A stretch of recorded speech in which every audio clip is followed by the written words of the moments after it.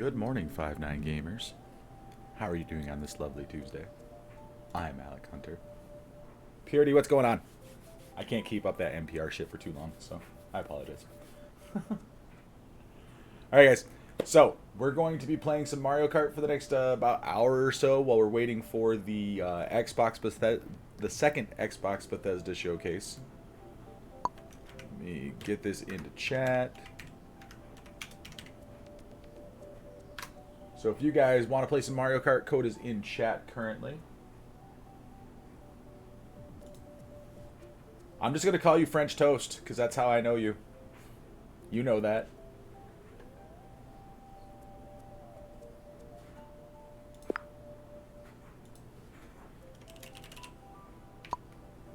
Alright, let me close out of Gilded so it's not popping and beeping and whatever during the whole thing here.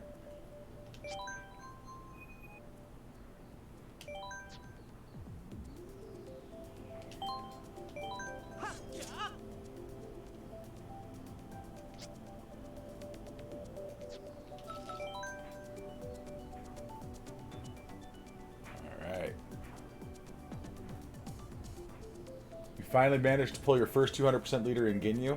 Nice, Purity. I wasn't able to get Ginyu, but I think I have the Cell and the Goku. I think those were my first 200% leads.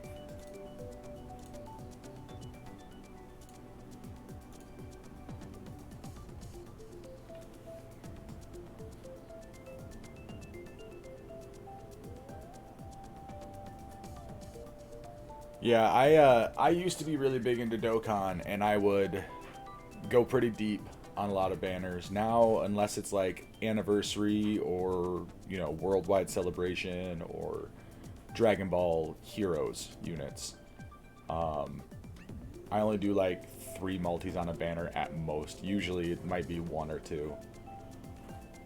So I think I've done 3 on Ginyu, and I haven't gotten him.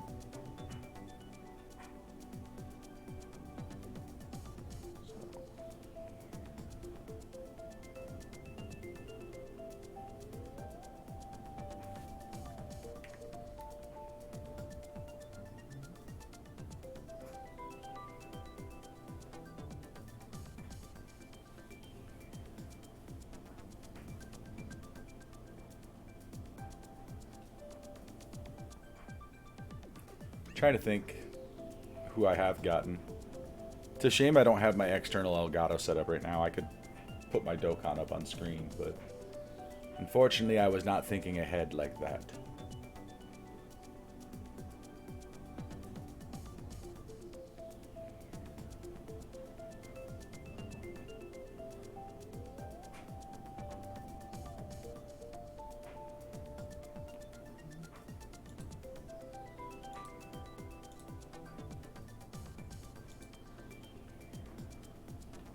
Once again, for anybody who's new to the chat today, we've got games with viewers, so you could use that code to join in.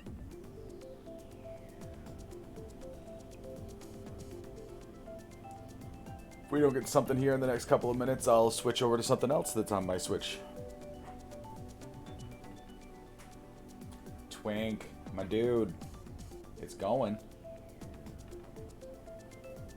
You going to jump into this Mario Kart game?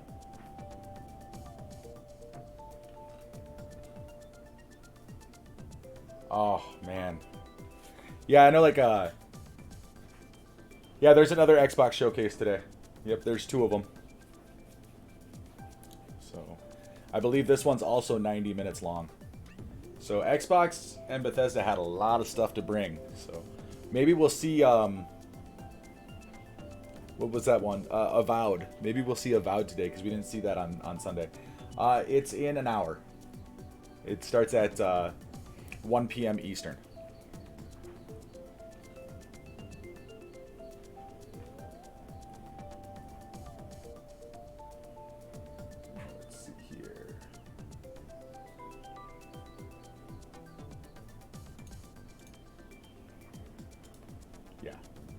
As you can see, it starts here pretty soon. We're just killing some time. I was planning on playing some Mario Kart, but if people don't want to show up for Mario Kart, I can do something else. That's cool. Actually, you know what? I got an idea. You guys have phones, right?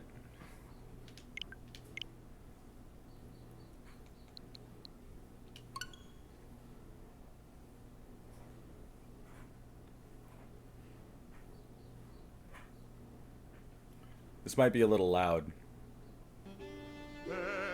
Oh, no, good. That's not bad. That's not bad.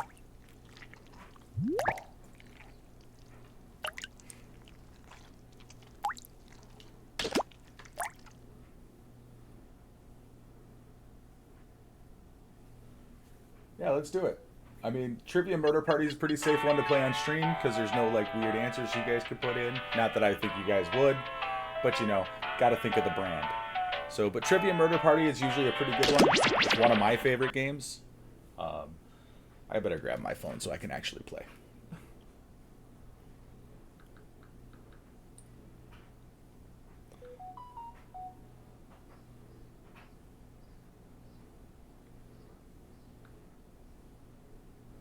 All right.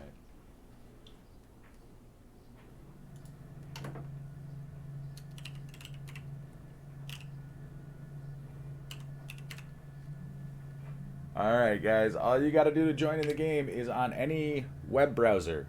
Go to jackbox.tv, and then when we have our code on the screen, you guys can just punch that in and you'll be in the game.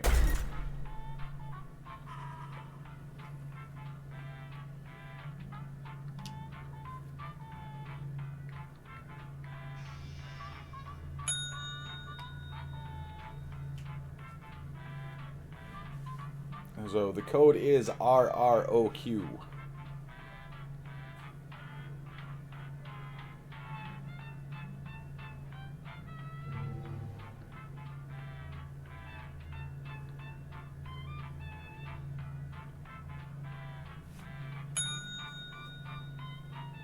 Toast! I knew I could count on you, Toast. I think bare minimum we need one more person.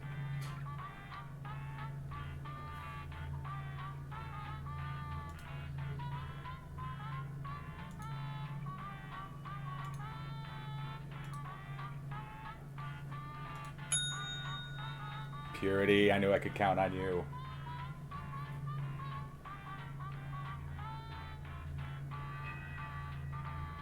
Toast, I knew you would always be involved. It's Jackbox.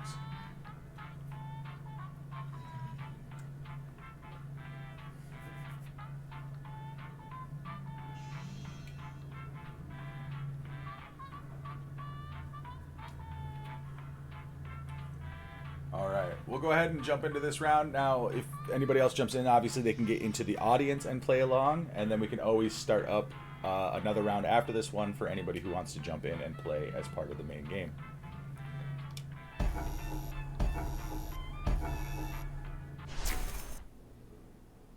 The local residents familiar with the abandoned building's history know it simply... We're gonna skip all the intro stuff. We don't need any of that. This is your wake-up call.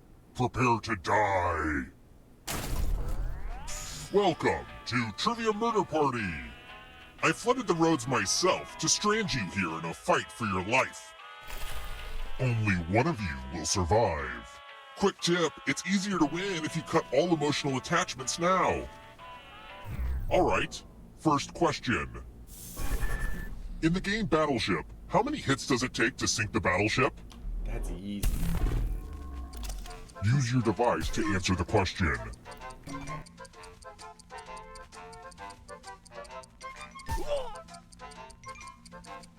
And the correct answer is...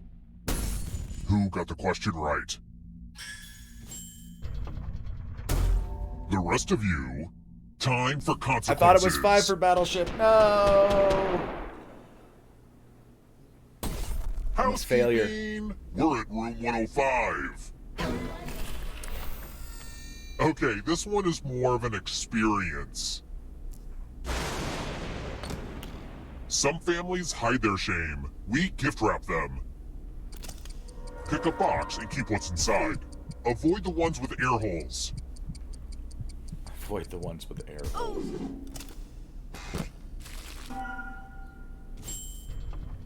Ah, crap. It's my dad's old hat. It's you, Dad! And don't bother screaming, "I'm not your real father." I heard enough of that growing up.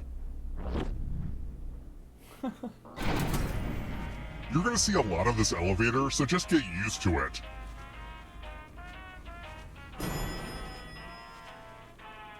I got really lucky with not getting any of the cursed objects. Let's keep moving. Which of these books did Gillian Flynn not write? Who's a Gillian Flynn?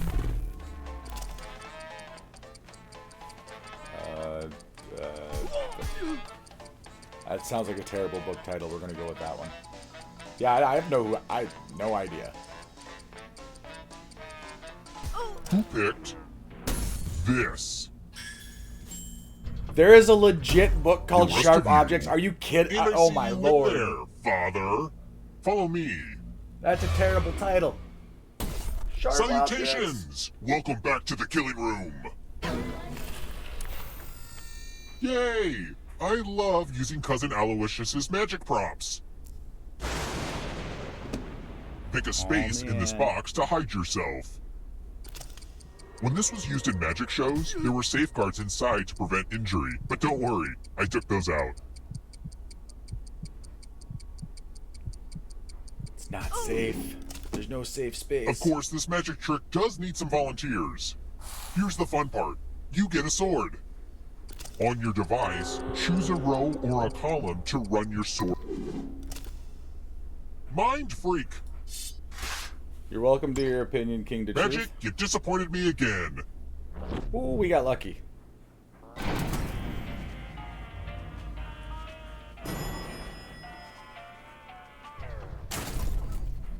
Let's try another one.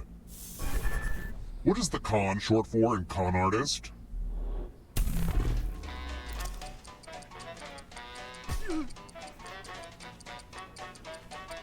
Yeah, I don't know how, man. I mean, I know how. We saw how, but like, I figured you'd get at least one of us. Who picked this? The rest of you, and that includes you, Father. It's time.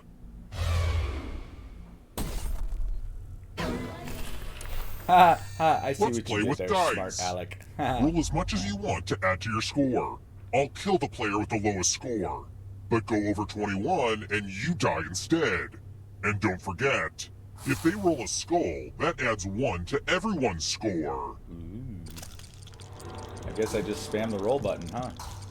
Honestly, it's mostly just an excuse to use these cool skull dice.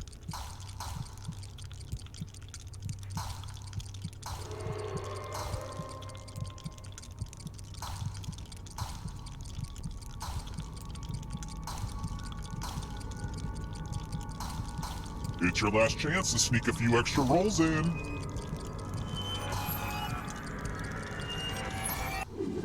Oh, at the last Uh-oh, minute. looks like you didn't roll enough.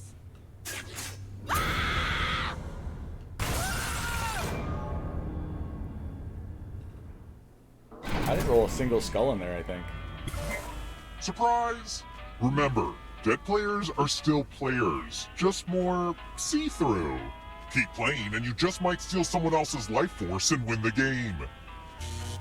Death means nothing in this game.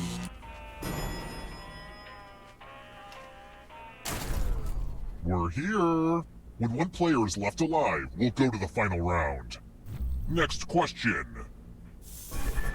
What does the V in V8 engine mean?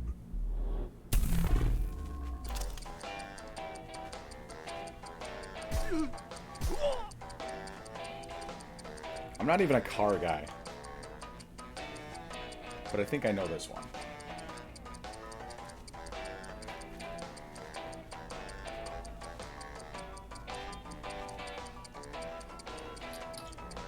Who picked this? Everyone is wrong. Come with What? me. Seriously?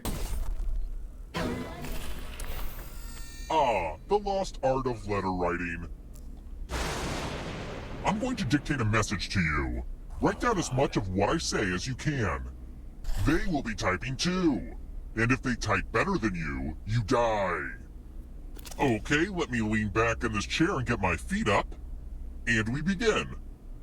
Dear mystery figure, cease hovering in my periphery. Recede back into the inky darkness. I command you. I demand you. Oh God, no. Please, no. This is the end. Just kidding. Have a good weekend. Time's up. Okay, now I'm just going to do a quick editorial review of your work. And what's the result? But did anyone do better than you? Of course you did. Well, I you can't failed. type on my phone. I'm old.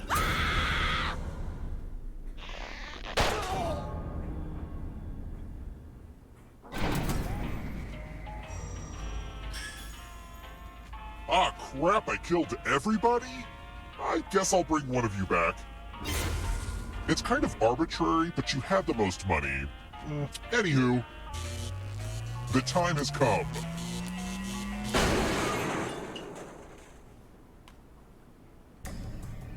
Glad to see you're the one to make it here alive, but will you be the one to escape?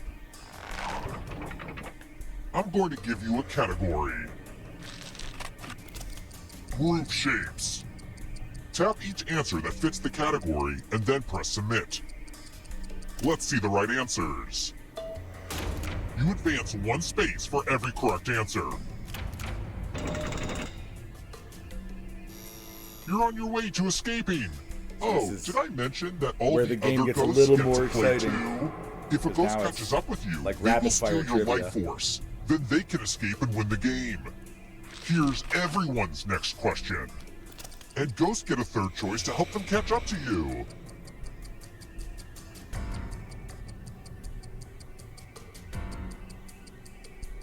Time is almost up. Oh, I don't know if you can outrun those ghosts. Roman numerals.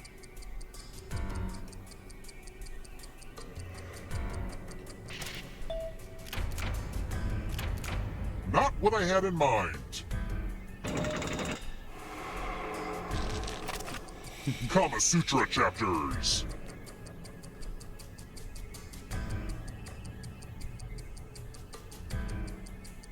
Time is almost up. of course none of them. Don't fall behind. It's only darkness. Leap years.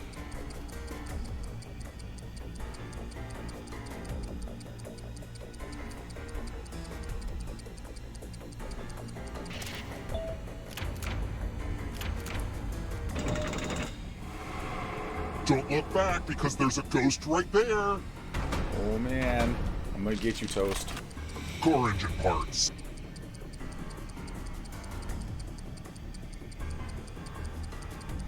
Maybe not. I'm not a car guy.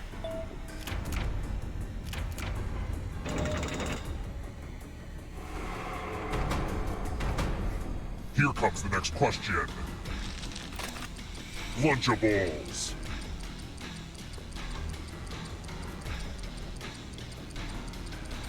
What the heck is a kabobble?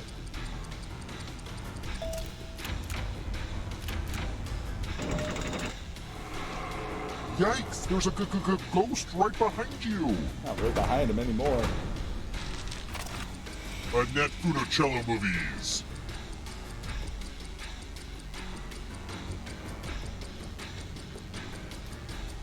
Time is almost up.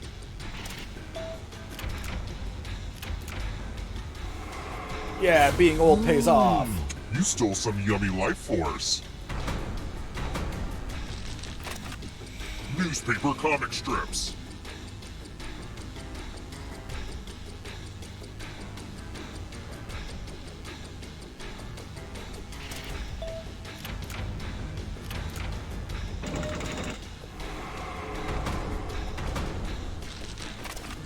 Programming languages.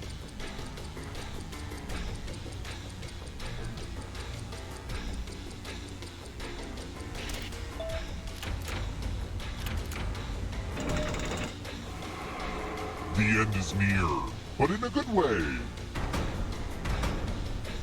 This will slow you down. If you want to break through that barrier, you'll need a perfect answer to this question. Oh, man. And that includes the third answer choice now, too.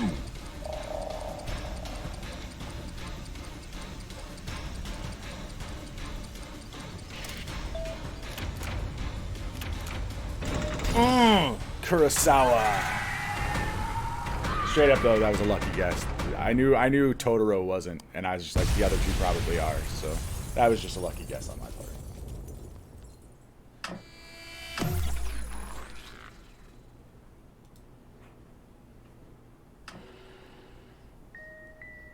All right, what are our... Okay, reason for death is rolled bad, transcribed poorly. Technically, I died too. It's very rare that everybody dies, but you know. All right. You're basically half asleep. That's pretty much my entire existence at all times. So, if anybody else in chat wants to join in for a game, just go to jackbox.tv on any web browser, on your phone, on your computer, on your toaster if it has it. You guys can jump in and play with us. We'll play at least one more round of this, and we might look at some other games to play after that. So MGGD.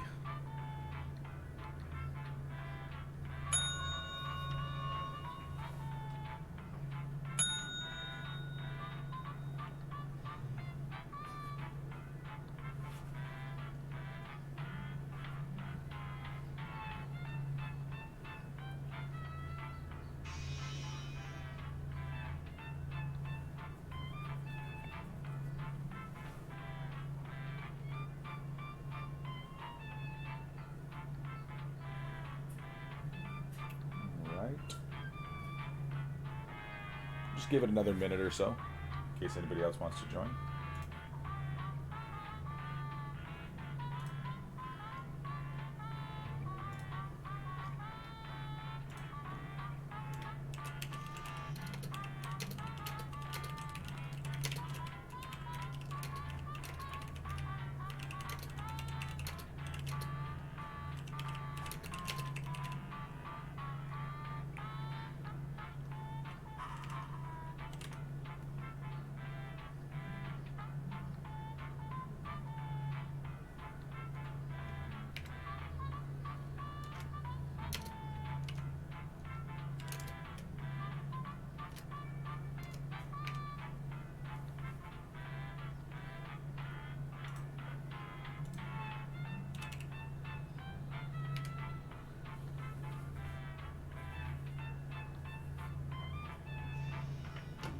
I love the music on this menu.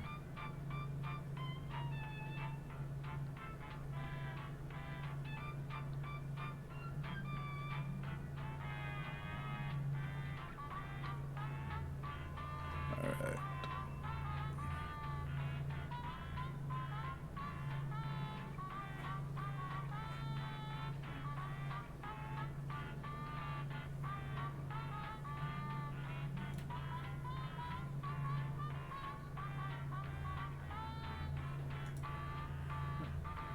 Yeah, if anybody in chat wants to join, all you have to do is go to jackbox.tv and you can jump right in with us.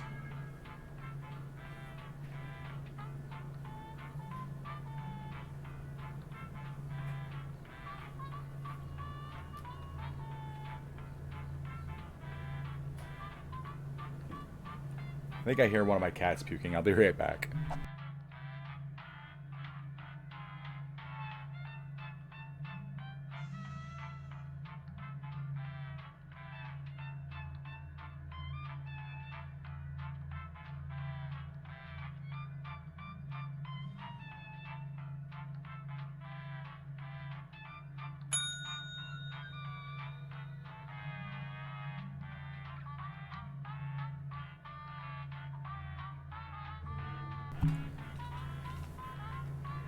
All right, that's a weird question to come back to, but I'll bite and I'll say no, but that's because I don't like feet. I think they're gross. All right, We got 3. Let's do. Well, we got 4. J Fanta. What? I wonder if it's really J Fanta. I guess we'll never know. Alright, let's kick this thing off.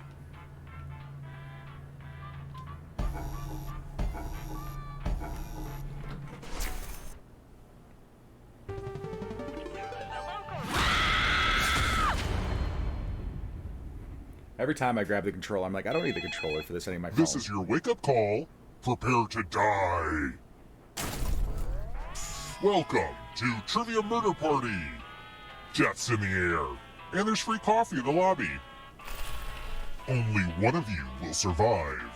Also, I'm trying to run this place as a legit hotel on the side, so try to keep your screams to a minimum so you don't disturb the other guests. Okay, thanks. Okay, first question.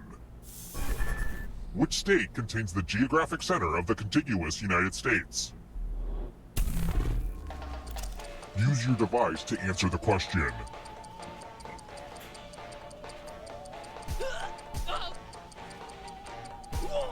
And the correct answer is...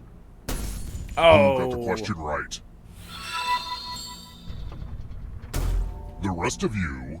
Follow to the show you Twitch something. Prime on a for 5 months on a 4-month streak. Welcome Thank to you so Room much. 101. Long live It's you. not Yeah, he's smoking. always welcome to come back and hang out with us. He just wants to work on some other stuff. Pigs! There's only so many hours in the day for creators, You're man. going to drop down this board and try to avoid the death zones. Someone needs to pick which slots are death zones. Hey, you! Pick the landing slots that kill. Bring it. Okay. Let the games begin. Pick a spot to drop from. A game about gravity is about to go down. Yeah! Look at that! Well, that's not the result I wanted. Poop on a stick. I'm not comfortable with silence, so I talk during elevator rides.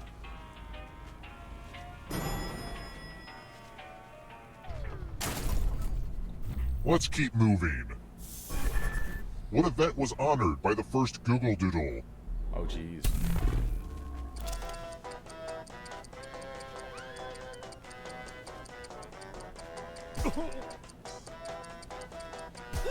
Yeah, Xbox Showcase starts in about 30 minutes. We're just goofing around with some Jackbox until then. Who picked this? Seriously? Everyone is wrong. It's time. Figured it would have been something a little more culturally Welcome back to the killing significant, room. like Maya Angelou's birthday. I'm feeling charitable. You all get $500. Give some of that money to another player. The person who ends up with the most money will die. But if you give to someone and they have $1,000 or more, I will kill you instead. Begin.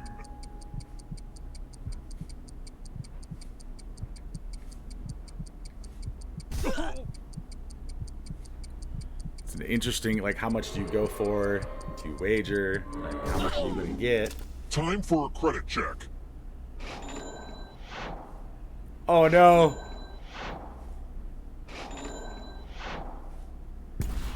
Struck down by the almighty dollar.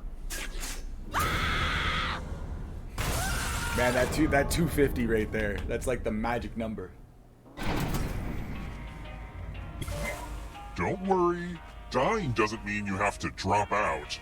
Keep playing and you just might steal someone else's life force and win the game. It is the real J Fanta. I love this game so much. Let's try another one. Where is Darfur?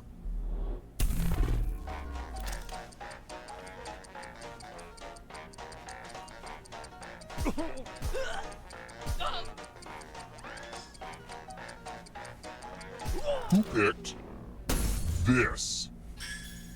Yay for lucky guess. Only a ghost got it wrong. Lucky guesses.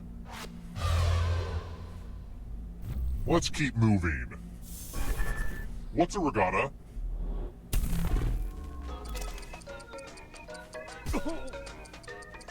I think I actually know this.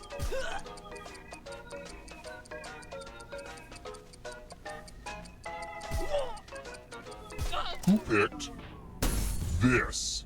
Yeah. One of you is still alive. Follow me. I think it's specifically for sailboats, but yeah, technically it's not boat is. It's math, one of my least requested minigames. Do as much math as you can before time runs out. Everyone else will be playing along. If any of them do better than you, you'll die. Let's go!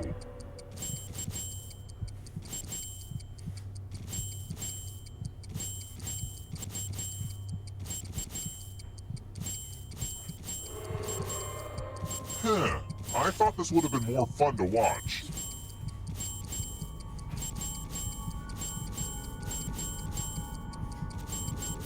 Only time for 1 or 2 more bits of math.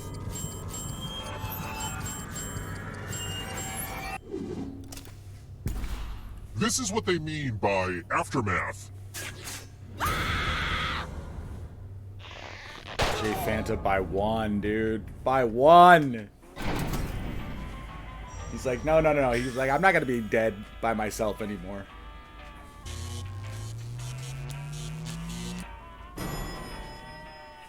I was throwing. I wasn't trying to kill anybody. We're here. When one That's player not is true. left alive, we'll go to the final round. I'm just really Next slow at math. question. What's the 10th digit of pi?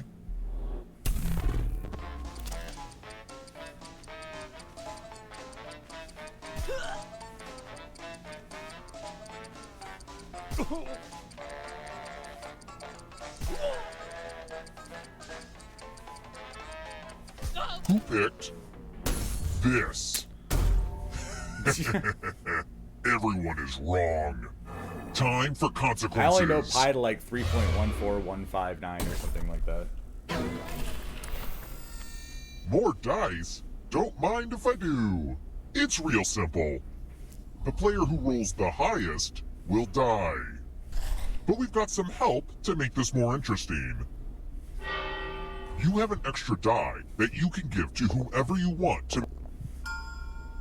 Oh, Roll the that's dice. cold, guys. That's hard cold. The player with the highest total dies.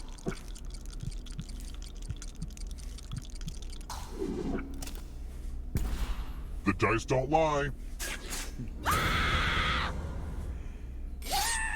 He's straight out, you're just like, nope, we're just gonna screw this guy. Good job. Good job, guys. Only one of you is still alive.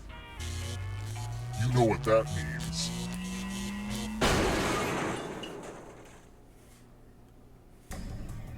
Congrats on making it here alive. But can you escape? I'm going to give you a category. Practices of the Buddhist Eightfold Path.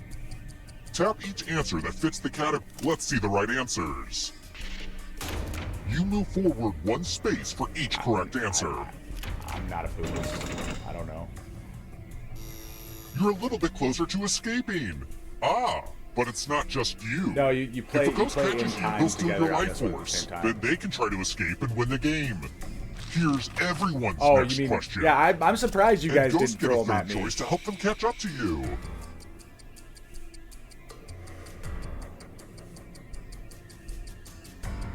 I have no idea. Nope, okay. Here come the ghosts. London 2 blinds. I'm gonna get so many of these wrong. Time is almost up.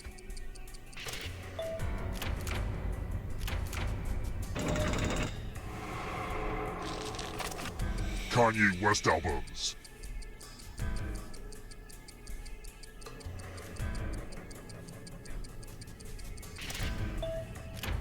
Yep. That ghost can smell your life force. Just Don't look random behind trivia. you. Are you afraid of the dark? Punctuation marks.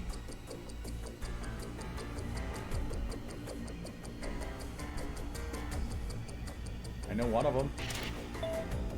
Yeah. Ugh, I gotta get some harder questions.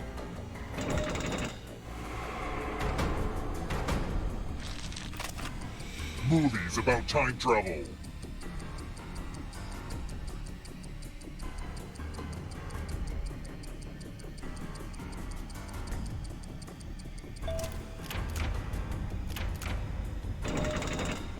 Man, I'm getting lucky You here. can't outrun that ghost forever.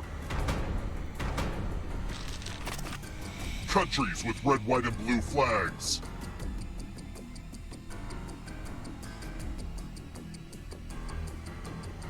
Time is almost up. No, my A lot life of lucky force. guesses. The tables have turned. Death metal subgenres.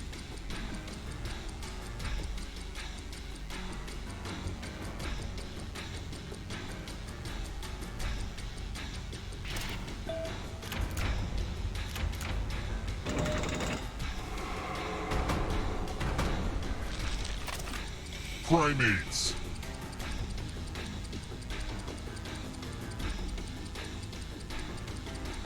Isn't one of those a Pokemon?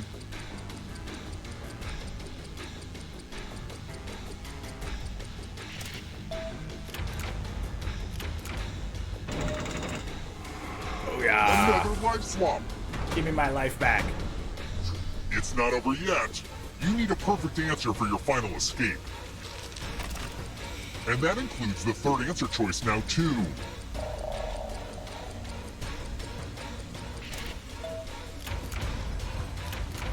Toast! You killed me again!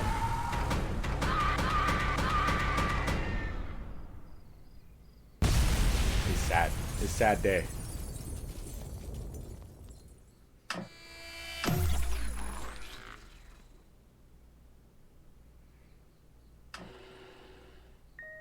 Yeah, that's for last round. That's fair. That's fair. Killed by a friend. How true. Dice disaster. Drown in cash. I mean, if there's a way to go, you know, that's not a bad way to go. All right. So we got about 25 minutes. Let's look for a different game in Jackbox to play.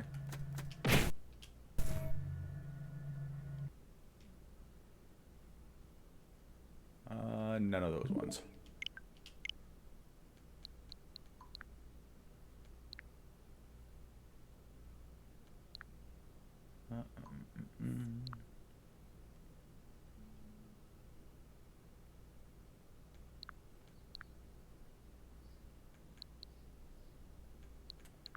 I'm trying to think of which ones that we can safely play. I think Lie Swatter we can play no problem.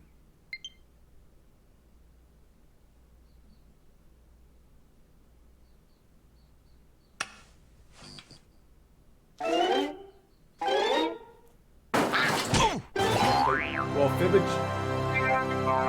So again, I'm not accusing anybody currently in chat of being untrustworthy, but I have had experiences in the past with the games where people can enter their own answers on stream, and I would rather not get 5-9 Gaming banned.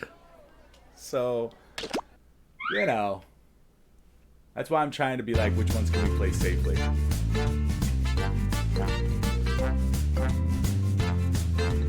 So,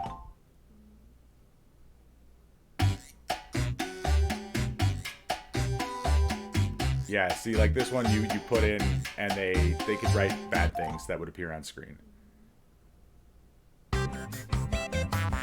Okay, how does this one work?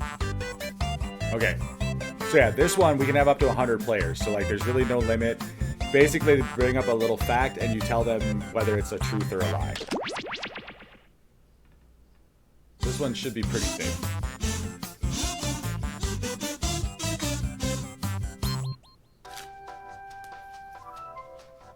Howdy, and welcome to Lie Swatter, the massive true or false trivia game. We can accommodate a huge number of players in a game, so find as many people to play as possible. So like literally everybody in chat can join this game right now. If you don't know how to join, you just use your mobile device or a web browser and go to jackbox.tv and you guys can jump in.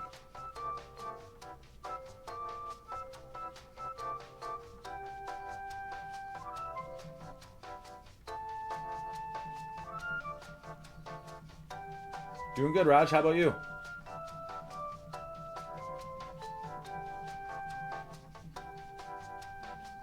So while we're waiting for everybody to get in, I'll share a little story with you guys. My oldest son is coming tomorrow to visit for a week. I'm pretty excited about it.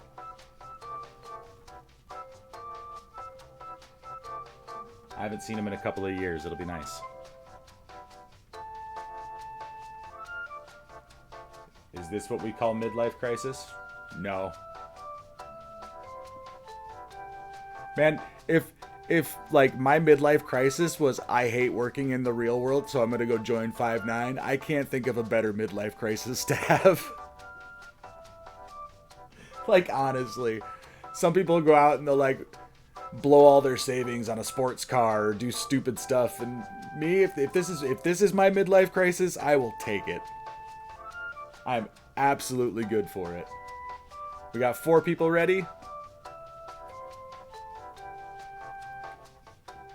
And give it just another minute here before I hit everybody's ready in case anybody else wants to join in. All right then. Oh, Before we I get guess started, we're going in. don't forget, new players can go to this website and enter this room code to join the game at any time. Let's begin. Yep, you guys can just jump in right in the middle of this. You're going to see 7 crazy facts pulled from the following fact categories. Giraffe tongues are barbed to collect leaves. Use your device to pick whether you think the fact is true or a lie.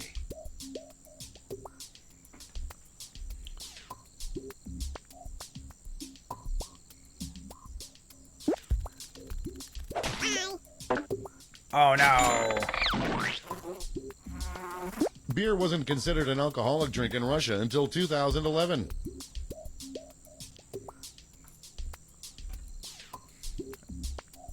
Some of these are just really weird. I don't.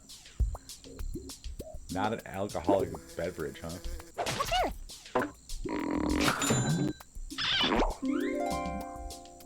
Kid life crisis is when people sub tier 3 knowing that they don't got the money to take care of themselves. The record for spam consumption at the World Eating Championship is 1.5 cans.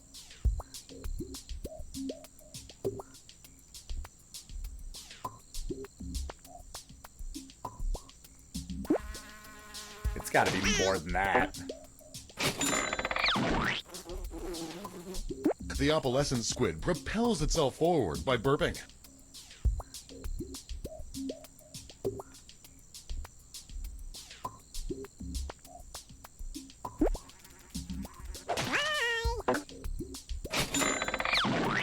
Oofda.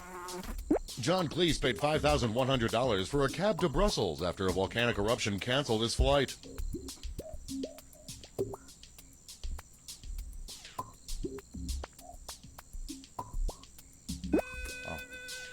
I just noticed that I'm covering the room code.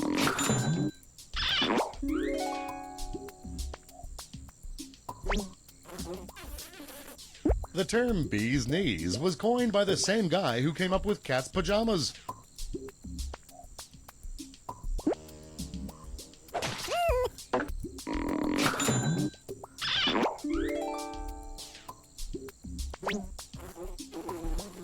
Eddie Vedder is a part owner of Skechers. I mean, I believe it.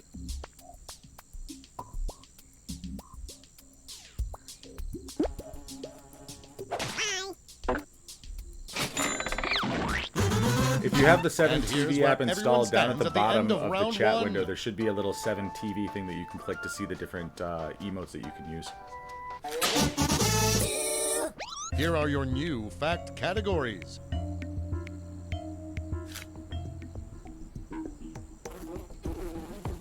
Tuesday the 13th is considered the unlucky day in Spanish-speaking countries.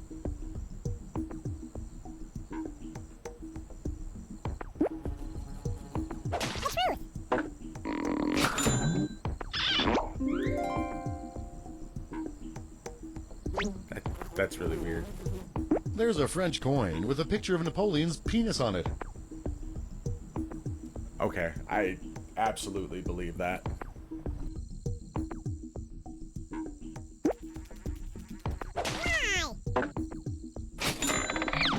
Man, I'm bad at this game. Gofuku is a town in Fiji.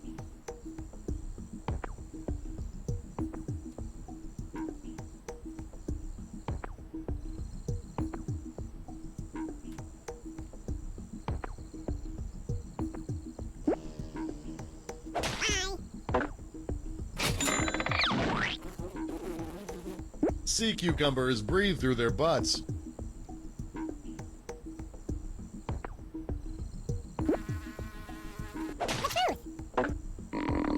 Swing and a miss.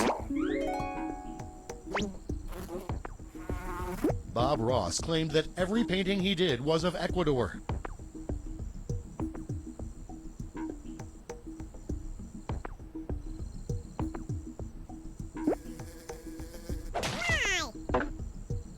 It's usually Alaska, I believe. Most energy drinks actually have far less caffeine than a can of Coke.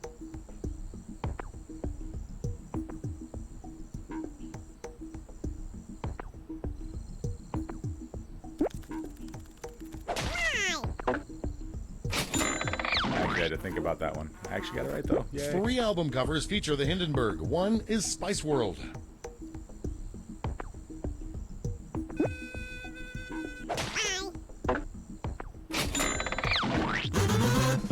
Here are your scores. I am doing really bad at this game. Holy crap. Well, I guess I'm gullible, guys. You can lie to me. For the final round, all the facts will be about one category. That category is lookalikes. Can you guess which of these facts about lookalikes are true? Jeff Goldblum lost a Jeff Goldblum lookalike contest.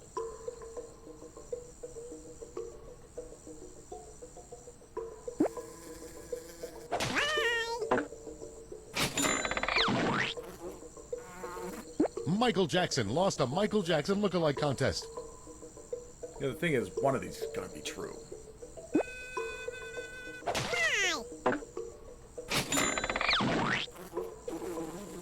Bill Pullman lost a Bill Paxton lookalike contest.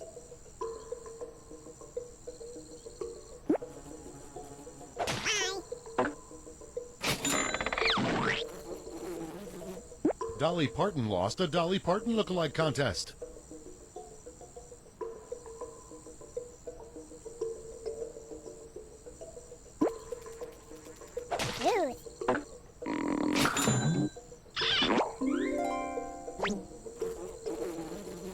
Marilyn Monroe lost a Marilyn Monroe lookalike contest.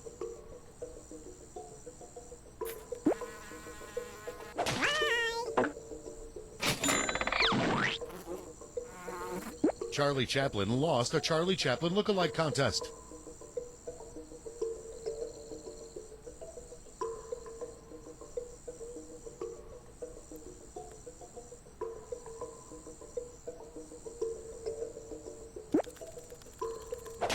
Yes!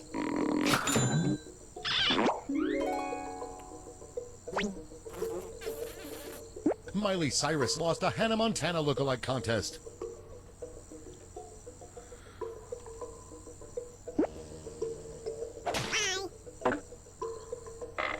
We all thought that was true. Man, that last round saved me from being final. Let's see the that final spot. scores. Wow, I got like 1,200 points in that round. That's crazy. All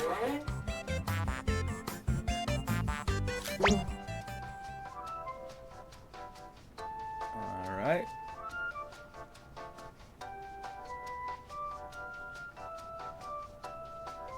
If anybody wants to join in, now is the time. Well, actually, let's do a different one. We probably got time for like one more game. So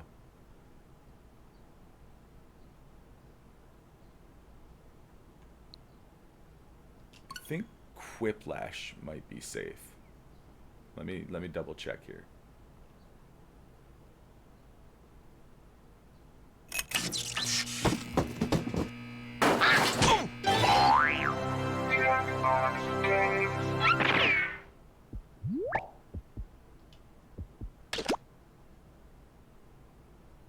now that I'm seeing that, I don't think Whiplash is as safe.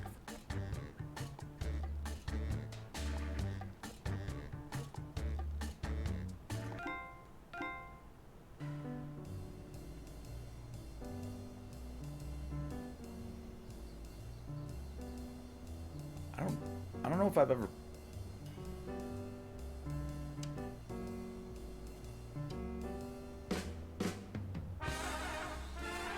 Okay.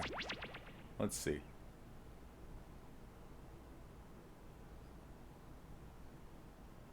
Okay.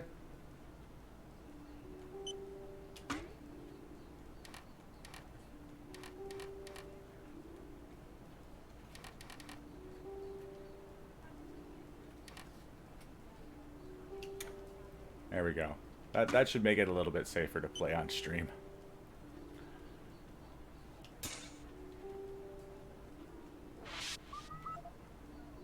I mean, in theory, at least. All agents. K-fam. Please don't give Agent 13 doggy treats without making him roll over or speak. You'll spoil him. Oh, you get to pick a... High five. Hi, Dad. You think this coffee tastes weird? Oh, that's the nanites. They're little silicon robots that detonate should you turn out to be a double agent or go rogue. Just a simple behavior inhibitor. Oh my god. Are they approved for paleo? I don't know.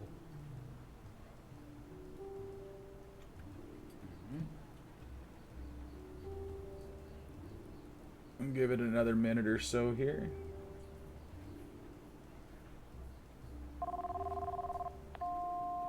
Hi, you've reached the voicemail of General Office Building. Our office is currently closed because, again, we are just a typical office business.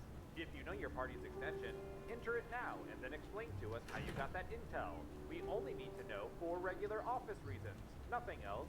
Please leave a message at the beep, because we certainly haven't been recording you this whole time. Alright, we're going to jump in. We've only got about 10 minutes left until this Xbox thing starts, so let's try to blow through this game real quick. Here at the government, we are constantly watching everything. Like when you put an empty milk jug back into the fridge because throwing it away seemed like too much effort. It all gets stored and cataloged for government use, but here we use it to play... espionage. Now let's administer some fun. Who's up first? High five. Do you ever feel like a plastic bag? What percentage of people have sustained injuries from fireworks accidents? Give it your best guess. You get more points the closer you come to the actual percentage. Got it. 69%. Everyone Nice. else, now it's your turn. Do you think the correct answer is higher or lower? Hi, Dad.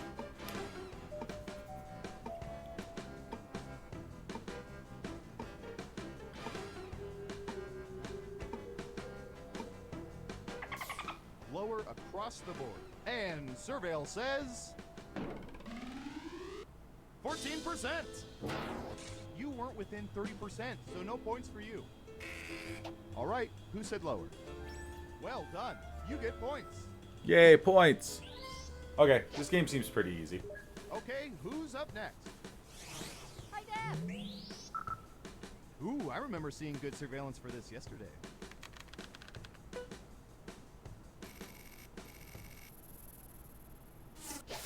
What percentage of people have heard noises in the middle of the night and stalked their homes with baseball bats?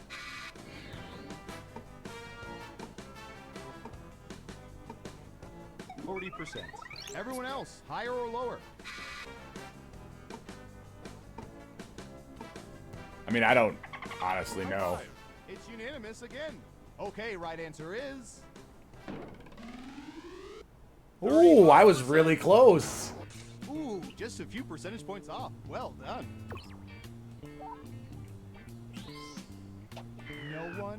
No one got it right? Lame. Yeah, I don't think I've played this one before either, but it's kind of neat. I like it. I'm going to search for... Corn, that's cheating. I live in Nebraska. What percentage of people own corn holders? You know, the little handles you stick in the ends of corn on the cob.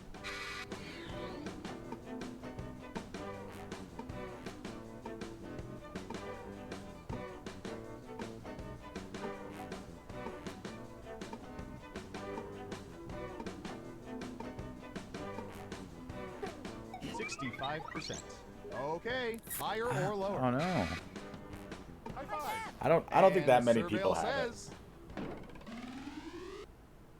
50%. Hey, So but you get half of you points. own them, or all of you own one.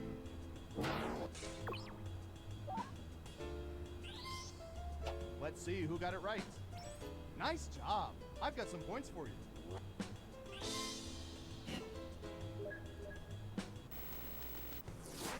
That's it for round one. Let's take a look at the scores. High five. So if you guys aren't aware, if you are a subscriber here on Twitch, you have access to the VIP section of our Discord. And every Saturday night I play different games like Jackbox, Gartic Phone, that kind of thing with the VIPs in our Discord. It's not content that we stream, so it's a little more What percentage of advertiser women regularly unfriendly. wear clothes with price tags attached before they decide So- whether or not to return them? You know, you guys can always join in and check it out. What percentage of regularly? We have an answer. 45%. In round two, you can double down if you think the guess is off by 15% or more. Just pick much higher or much lower. If you're right, you'll earn double the money. If not, you'll still have our respects, I guess.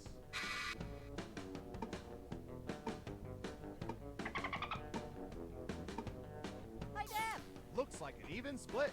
And the correct answer is 4%. Your guess I was say it's not a common 4% thing. the correct answer, so you don't get any points. Who got it right? Well done. Double points for saying much lower. Who's next?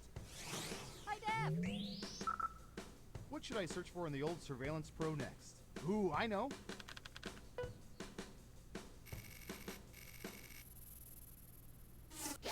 What percentage of people prefer to read an actual book as opposed to a tablet or other electronic gizmo?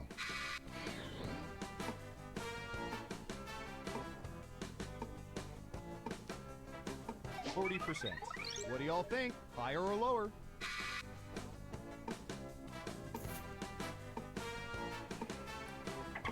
This, High five. Everyone is saying lower. Okay, let's see the right answer. see, I'm 40 years old. I prefer the page. Oh. 69%. Personally, I prefer the smell of an old tablet. Hey, and I was within enough to get points. Yay. Nice. No one guessed correctly. Woof. Okay, who's up next? All right, buckle in. I've got one for you.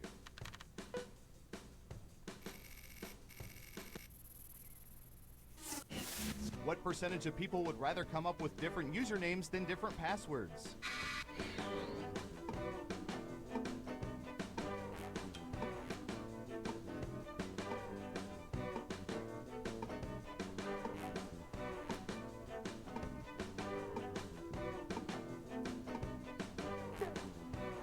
You're almost out of time.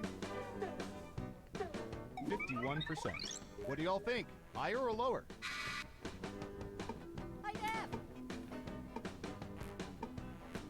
Come up with different High five. usernames than Right down passwords. the middle. We'll Now let's see. get to the right answer. 30%. That's surprising considering that most of you choose the word password for your password.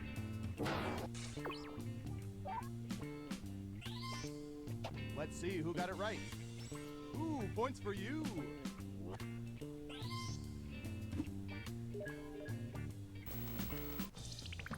It's time for the final round. By hacking hundreds of cell phones, Yeah, we Toast, we'll found the play most this popular one. answers to this question. I think we're doing Jackbox What's this the weekend. most overplayed song at sporting events? Here are the most popular answers. But only the top 3 answers will get you points. Good luck! Oh man. Overplayed, huh?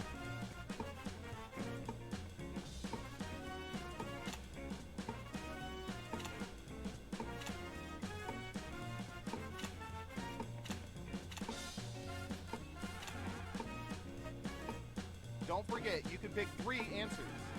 Yep. 3 answers. This one I have no confidence in my choices. I have no idea. I don't go to any sporting events. All right, let's see what everyone picked. And what are the most popular answers?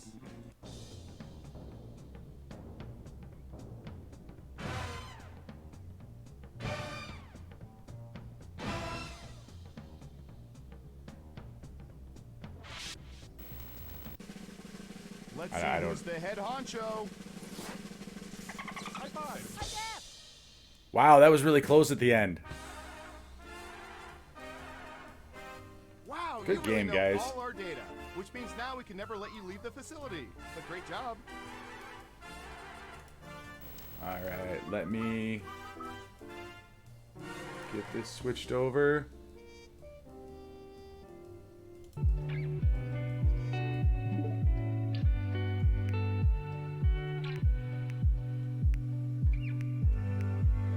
Okay, 1 second here. Should probably shut off my switch.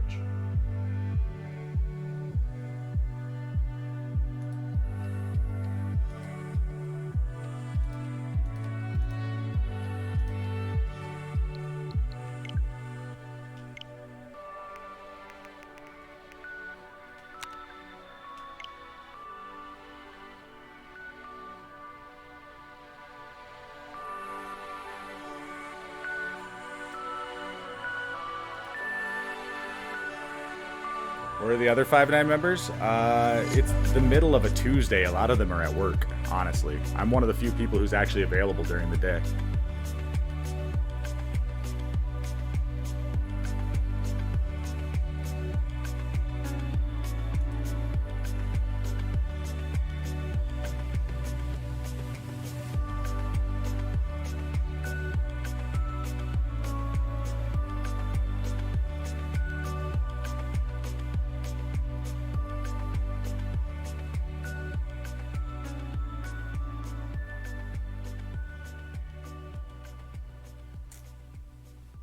I feel really bad. People message me during these streams, and I'm terrible at checking messages during streams.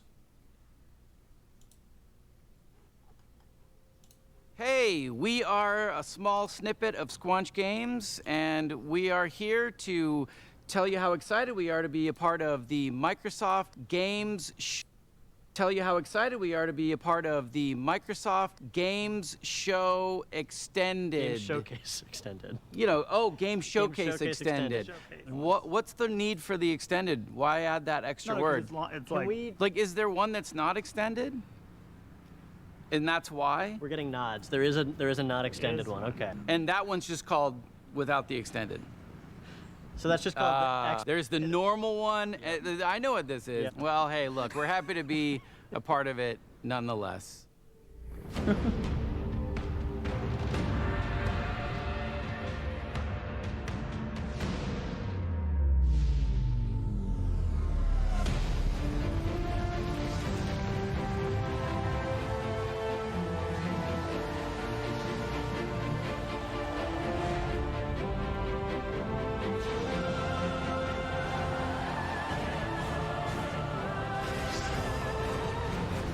Who wants to guess if this intro is going to be better than any of the games that they show?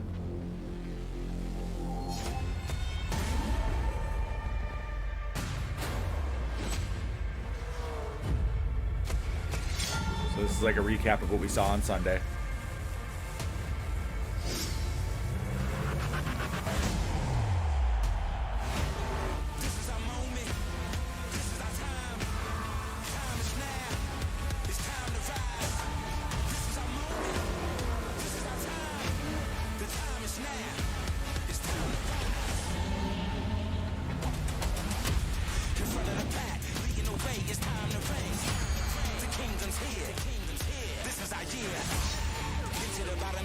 I'm not gonna joke, guys. I'm low-key excited for the Hot Wheels edition to Forza.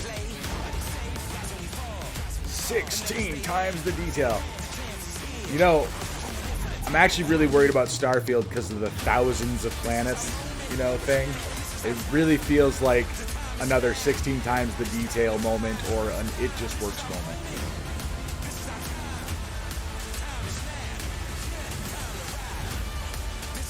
D.Va's the best character in Overwatch, don't at me.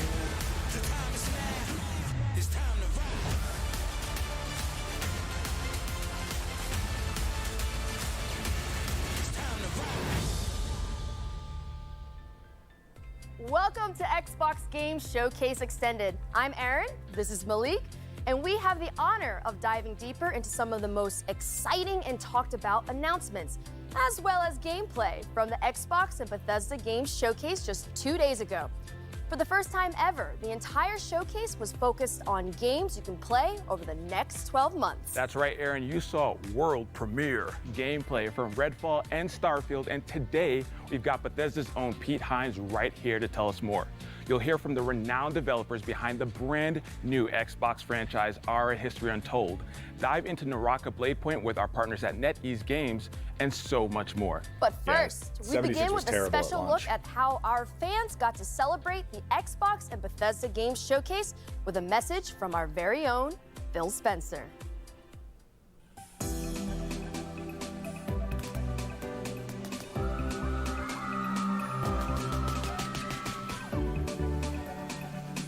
I love coming to events like this. You can just feel the energy, people loving to come together as a community, their love of video games, the Xbox fans. Just a really special time for everybody, myself included. Gaming has this unique ability to bring people together, whether it's saving the world from the aliens or winning a football game. It's so great. I love hearing from people. What did you like in the show? Minecraft. Those conversations with people that are here about areas that they like and areas they wish we would do more, I think that's something that drives us. 76 was straight up a train wreck when it released. We want to see more gameplay, and so we said, okay, great, out. so you're going to see They a ton of should gameplay. have delayed it you know, for I at think least this is another our year. biggest lineup ever in terms of just diversity of different kinds of games from different kinds of teams, different genres. There's some franchises, Japanese franchises, don't always come to Xbox. We've been working on that. Today we obviously had Persona. It's important to us. We not only have all the games coming from our internal studios, Cyberpunk, but I also think, still had a better launch than independent game 76. developers who we worked with around the world. So Like, I really could not do. be more excited for what we're doing with Kojima. And 76 he's got was this borderline really great unplayable. idea for a game. And I want to be clear, because I know we say like experience and stuff. He's building a video game, but he has this real unique things that he wants to do in the game. And we said, okay, let's go do something together. And I'm just really proud to be in an industry that can be part of so many people coming together.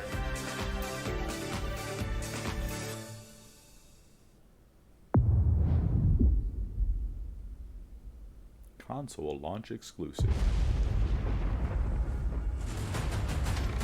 Alright, I see swords and shields and torches. We're in my world.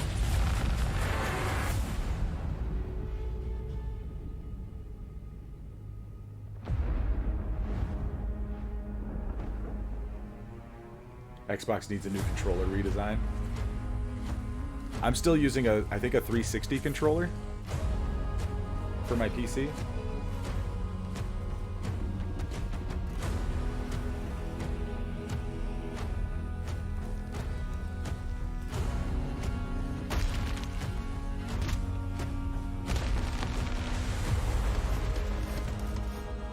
That's fair, Twink. I mean, everybody has a different experience, so I guess there's that. And I admittedly didn't play Cyberpunk at all. But the beta for 76 and the launch, like, I didn't play the launch week. I watched people play the launch week. It was terrible.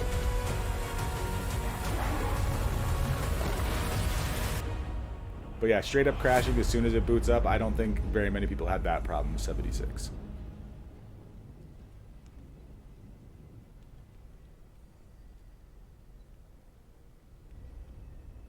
I don't know. I like 76 now. I mean, I can say that as somebody who has almost 1,400 hours in the game. Bethesda opened the showcase with a dramatic gameplay demo for Redfall and closed it with Todd Howard showing us how deep the rabbit hole goes on Starfield. And we also got a sneak peek at upcoming expansions for Elder Scrolls Online and Fallout 76. Here to break it all down for us is the man, the myth, the legend himself, Pete Hines from Bethesda. Pete, how are you? I'm great. Good to see you. Good to see you as well. So about a month ago, you all AJ, I announced think some delays Nintendo's for both Redfall and Starfield. probably so I wanted the to give you a best chance to tell us a little when it bit comes about to the that. decision-making process for that. Absolutely. Look, with all the time that goes into a game, it would be foolish to rush it out the door before it's ready. I think we have continued to sort of examine how we think about games and making Yeah, sure I've that noticed they on are a few going of to these meet our things, players' they lip sync expectations. issue. Obviously, the last 2 years have really challenged us from a development standpoint. How we work now largely remotely, while a lot of our folks are not back in the office, and that has an impact. I also think we've been thinking about things like release dates and when do we give those out, and how do we make sure we give one out that we actually hit and don't have to change later. So it's not something we undertake lightly, but at the end of the day, I think what our fans expect, what Xbox fans, what Bethesda fans expect is a high quality game, and we want to do everything we can to give our teams the time to fully realize the games they're making. Yeah, and I think that's what it's all about, right? Like delivering an amazing experience for the players out there. And so, speaking of games, we're just going to jump into it. We're going to start with how the showcase started with Sounds good. Redfall. Now, before we even get into the game, Arcane's making the game, and I want you to talk a little bit about the pedigree of Arcane, just in case people don't know. Sure. These folks over there, they're doing their thing. Arcane Studios is known for really amazing, immersive sims. They do any number of things. If you play games of theirs, Dishonored 2, Prey, there's a lot of common Pete's all like, threads you'll "Pardon me find while in I them. check They my create company prepared really notes." amazing, believable worlds. I think that's a big part of their game is when you're in Dunwall or you're up on a space station in Prey, that it feels believable. There's a reason why things are the way they are. They're also a big believers in systems-based as opposed to scripted. So they really embrace player freedom and sort of giving players the tools to decide, you figure out how you want to complete this mission or get through this area. We're not going to tell you how. We're just going to give you tools and then give you the freedom to go and do. But, there's great characters and interesting story. They bring a lot of different elements and then really let the player create the experience they want. And that's what it's all about. Gamers have taken many games and made it their own. And I think the fact that Arcane is making the game with that in mind is super important. Now, how similar or dissimilar would you say this game, Redfall, is from the other Arcane games? Look, on the surface, it's a first-person shooter that you can play solo or with up to 4 players, and so immediately you might say, well, it's not a single-player game, so it must be wildly different. And don't get me wrong, there's absolutely ways in which it is different, but I think when folks play the game, and even when they see more of the game, I think they'll start to see all of those things about an Arcane game that they love and appreciate. Why it's won multiple Action Game of the Year awards for Dishonored 2, is their ability to bring all of those things together, really high level of polish, and let folks experience it. And so I think all of those things we talked about. If you want to play a game by yourself and get a great Arcane story, you can absolutely do that in Redfall. But you can also do things that you haven't been able to do in an Arcane game, like experience it with friends and find out sort of how the whole can become greater than the sum of the parts, like playing it off of each character's abilities. You saw some of that in the demo that we showed.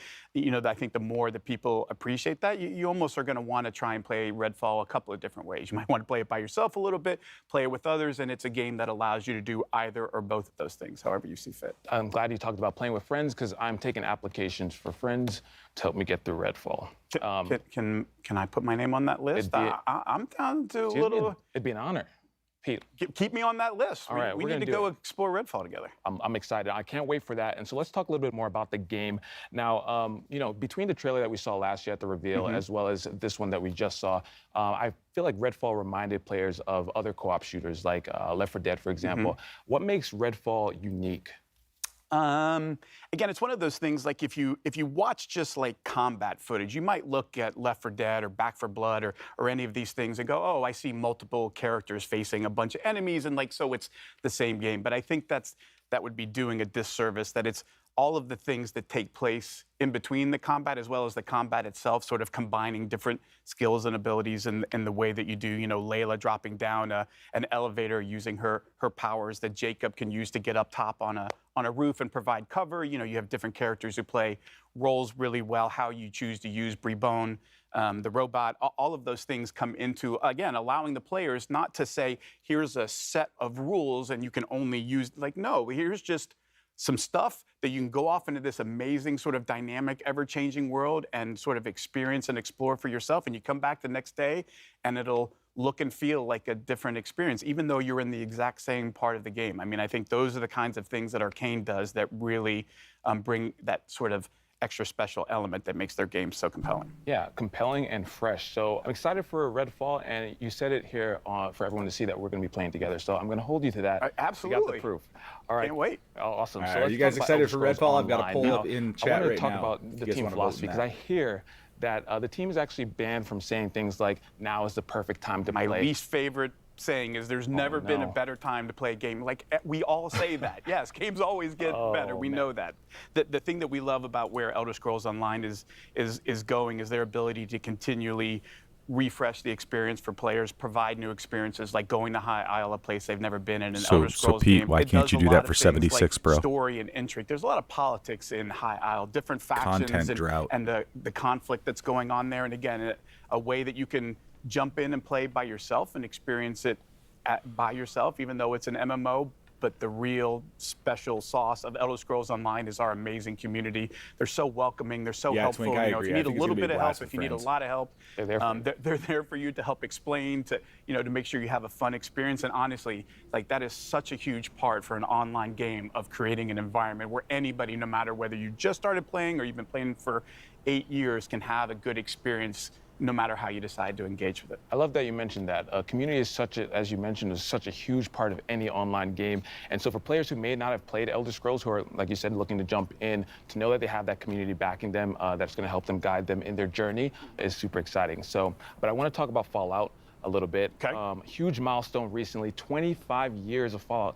It can rent a car even now. At this point, right? We're talking about it. All right, so this has to be something super special to the team. Absolutely, and look, we are as aware of anybody. Like, this franchise did not start with Bethesda. It's one that we took on along the way, and our intent is not just to pay homage to, like, Bethesda Fallout. Like, no, we mean all Fallout, because what this series has done, what it meant to us as players. ESO is actually pretty successful. Played those games, played the original Fallout. It's doing Fallout way better 2, than Fallout 76. And then Fallout what the 76 isn't franchise has necessarily doing become, and horrible. sort of growing and finding an even, a new audience with Fallout 3, Fallout 4, Fallout New Vegas, Fallout 76 is something we really want to celebrate. And honestly, what's going on in Fallout 76 with the pit and your ability to continue to push the boundaries in an online game of story and meaningful player choice, and as you're going along, making decisions that kind of matter and have a real impact, I think is important in the evolution of Fallout 76. I'm and just excited honestly, for the how pit. far that game has come It's gonna from be a lot its of fun. launch. Like, we're keenly aware of how that launch went, but we are also keenly aware of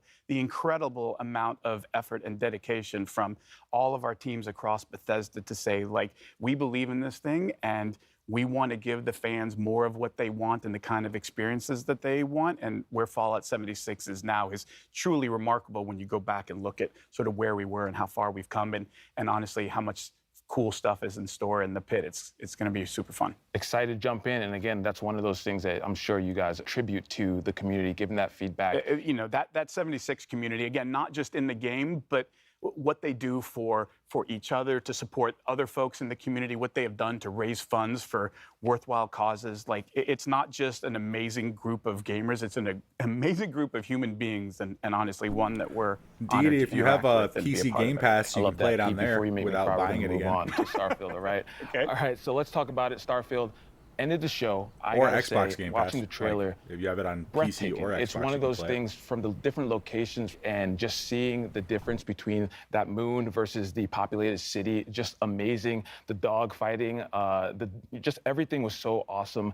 The team really outdid themselves. It's one of those things about a Bethesda Studios game that I always love, and it's been the case, honestly, since, I worked on Morrowind and Oblivion and all those games that, we talked about. And for every single one, you cannot pin people down to, oh, it's about this, because it's not. Like, ultimately what those games are massive sandboxes where they give players just ridiculous amounts of freedom to say, you go figure out what kind of game you want to play and what kind of experience you want to have, because that's what this game is about. It's not us prescribing and saying, you have to do these things. And no, it's about creating this huge sandbox with over 1,000 planets so you can completely explore and say, yeah, but you don't have to. Like, it's entirely up to you to figure out what is fun for me. Do I want story? Do I want to join factions? Do I want to, build outposts and gather resources to build more cool stuff? The team really puts all of those tools in the player's hands and step back and says, now it's time for you to tell the story of Starfield, which is your story, which is going to be different than mine, which is going to be different than everybody else's. And I think that's really where the magic of a Bethesda Game Studios game happens. Speaking about the scope of everything, Todd said that this is what an epic RPG is. What does Bethesda define an epic RPG Yeah, I played Nuclear as? Winter a few times. I think Twink. again, it's sort of it leaning really wasn't into, for me, but look, there's a lot of got folks some who rewards take a out of it. It was lot pretty of cool. different approaches on what does an open world mean, and Bethesda Game Studios always pushes themselves to the most freedom and least limitations, right? Where the items in the world are all real things. You walk into a store and there's a bunch of weapons or whatever. Like, that's not just I like art this on a new countertop. lockpick Like, system that you they can pick have those for up. You can steal them and Starfall, run out of or it. whatever, You can create Starfield. chaos. Like, we don't want to put too many limits on what the player is or isn't allowed to do.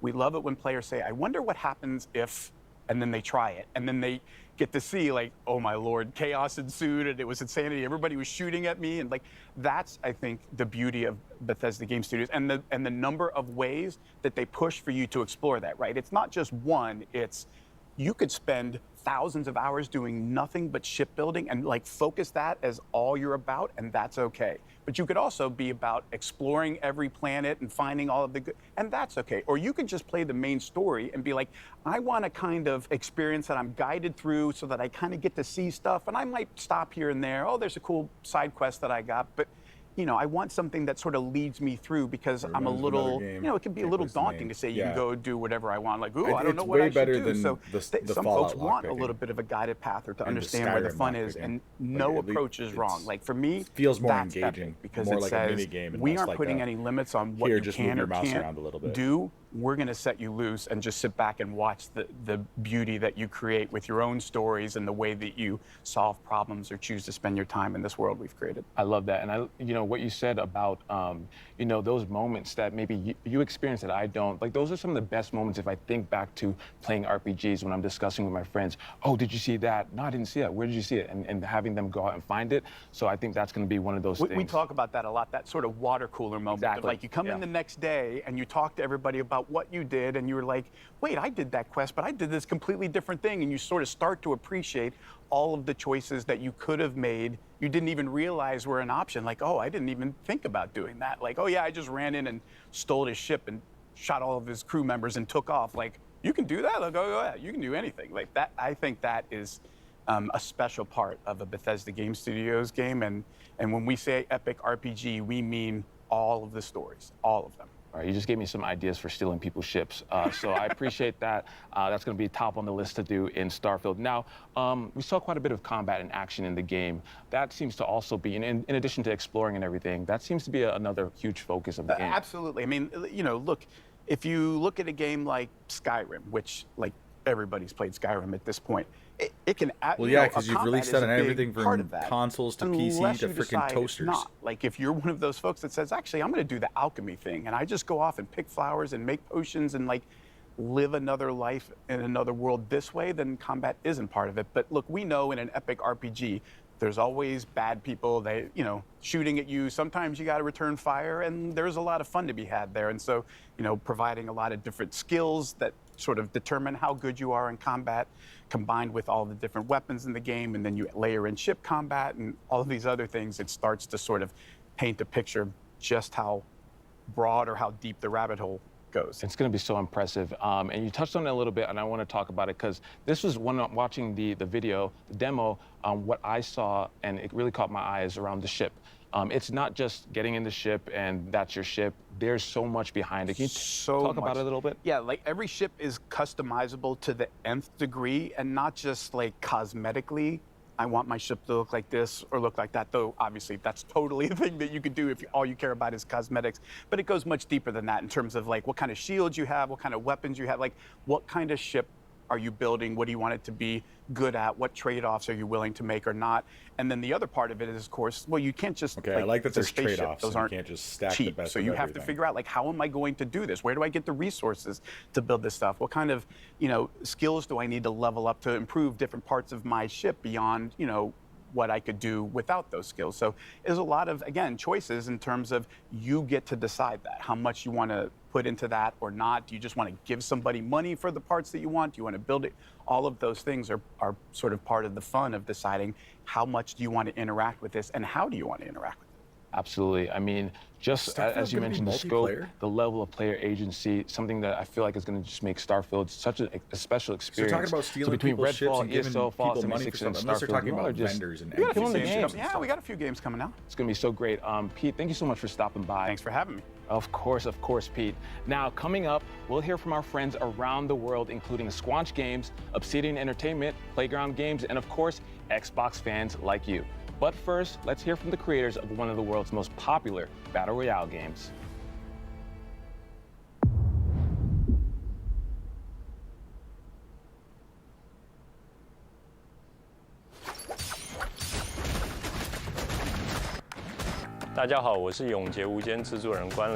We are glad to share Naraka Bladepoint, a unique online multiplayer action game with players all around the globe.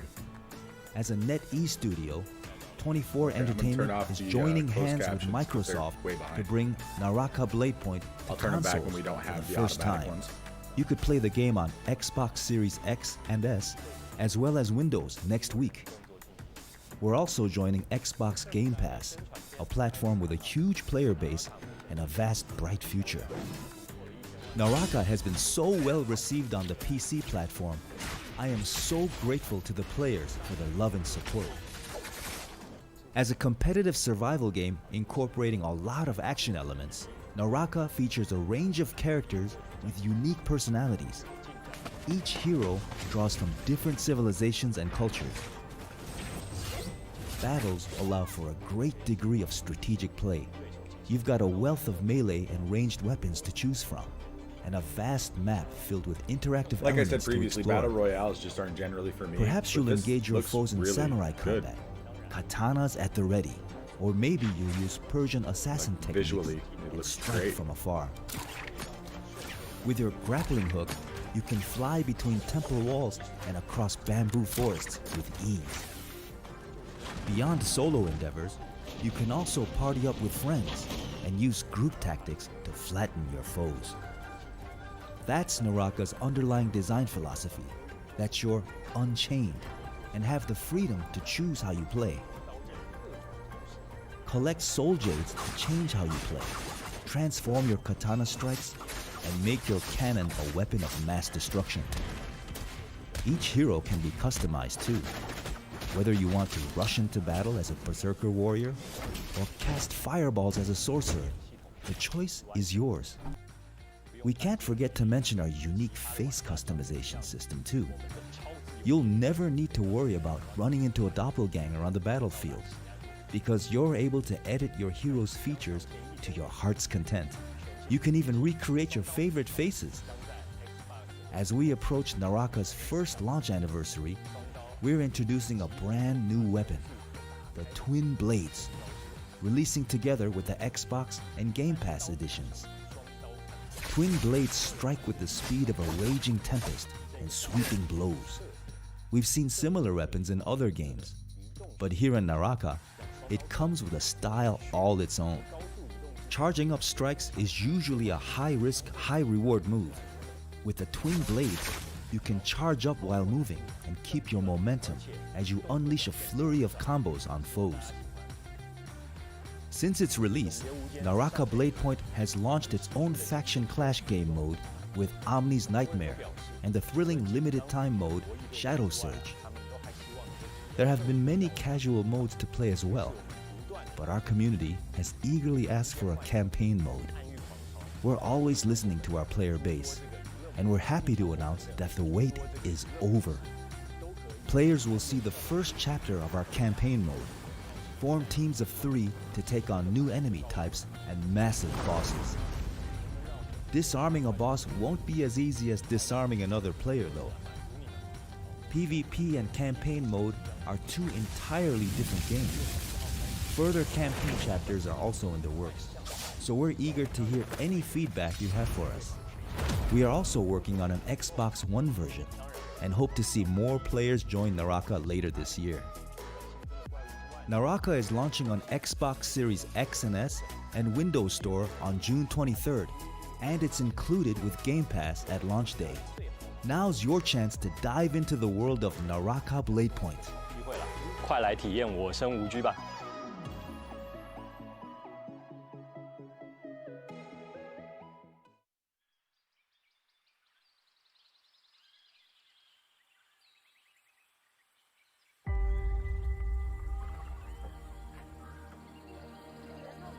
History is filled with moments of greatness.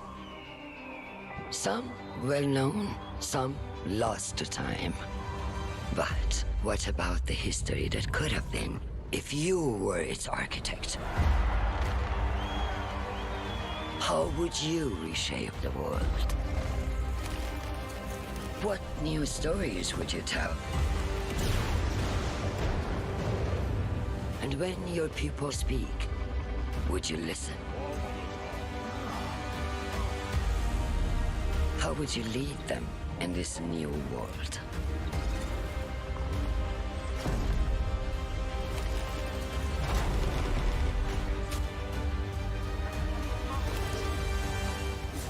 History is filled with moments of greatness, but these will be yours.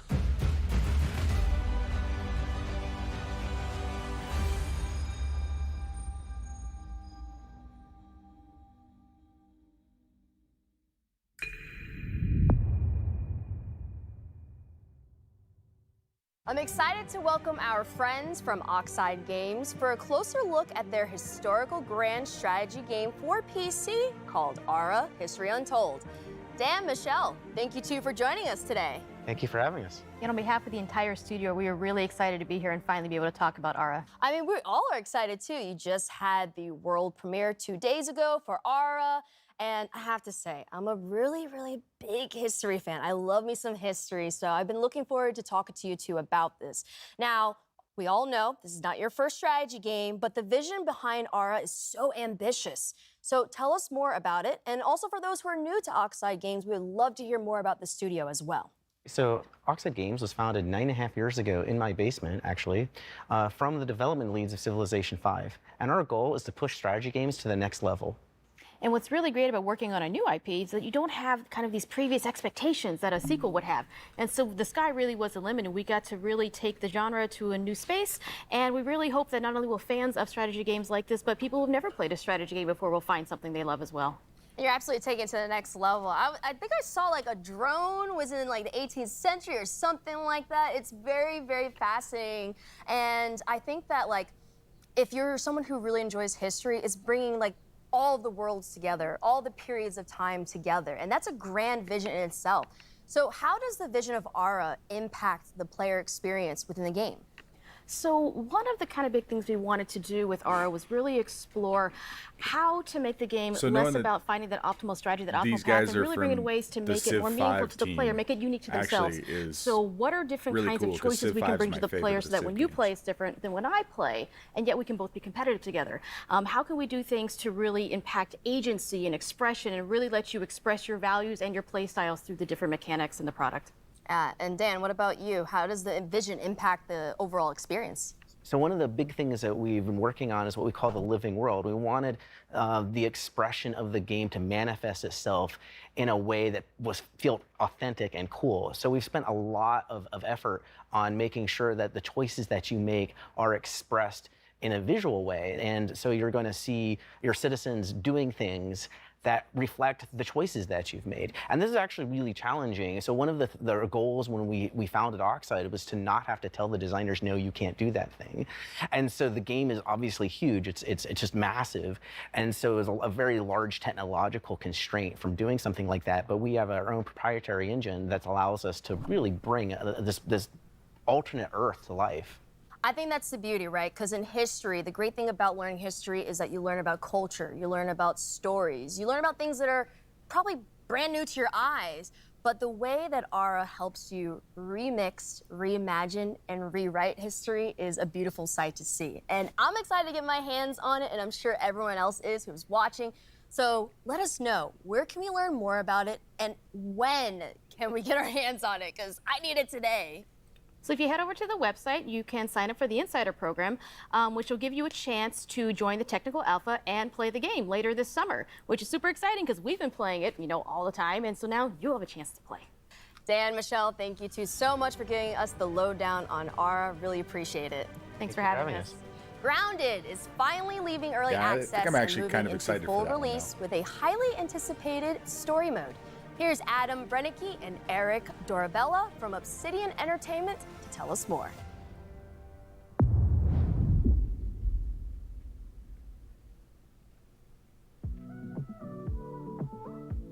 What can players expect from the 1.0 launch of Grounded? The big one, of course, is going to be a complete game, and that means story, right? You know, from beginning to end, you can play through, you know, why are you here? Who put you here? Yeah, exactly. And how are you going to get home? And I think those are like the big questions that people are asking about Grounded. Originally, we really just wanted to make a survival game. And one of the jokes was, hey, what if we did backyard survival? Everyone was like, yeah, I've lost that's so a very many hours unusual in Civ idea. 5. But I think there's something Civ there. 6 was a disappointment, in my opinion. One of the things that we did early on was establish the art style of Grounded. Things started like coming to life as we did the initial prototypes and like seeing some of the cool things, like the first time we added like the spider into the yard, seeing the reactions of people in the office, like even like jump scares, like people screaming.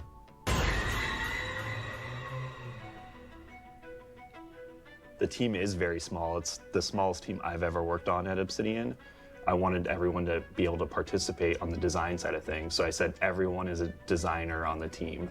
And I think that extends into our community and how we're building the game in game preview and early access. That's probably one of the big successes of the game, is how close we work with the community and take all their feedback and suggestions. I think it's super rad. For a game developer too, that is a huge, huge thing, just to get people's feedback constantly of what they're liking, what they're not liking, and all those adjustments just make a much, much better game at the end of the day. We're at that point now that the yard's getting finished, and now we can play through the story. There's a lot of surprises. There's a lot of, you know, things that I think players aren't going to expect, and I think I know what you're talking about. I cannot wait to see players' reactions. I know a lot of players are just waiting for the story to be finished to finally jump into the game. People who played the game previously are also like holding out for more content. I think it's just going to pull a lot of people back in and gain a lot of new players. So Adam, we have the Broodmother from last year. It was like our first big boss.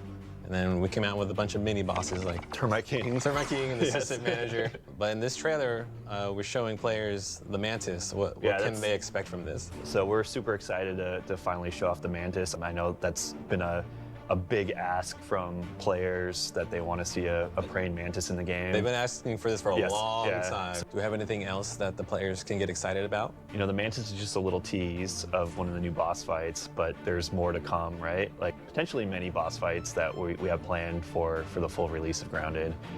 There's a lot more secrets and other things to uncover. When we reached 5 million players, that was already super crazy. And then we hit the next milestone of 10 million players still being Xbox. Doubling it, right? Yeah, in Xbox Game Preview Early Access. That just goes to show that we have a fantastic game. Everyone's just so surprised at like how much Grounded has grown. I just hope that players and the community understand how important they are and impactful on this game with us. Yeah, we're so thankful for everyone's support along the way. It's been an amazing journey, and we're finally almost at the finish line, right? Yeah. And I think we wouldn't be here without our amazing community and all of the fan support. I agree. Best community ever. Yeah.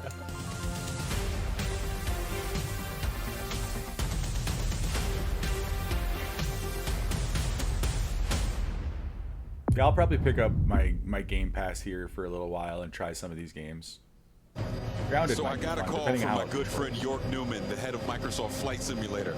He told me it was imperative that I meet with him. So I'm in this helicopter. We're flying to this location. We're on our way. Let's go.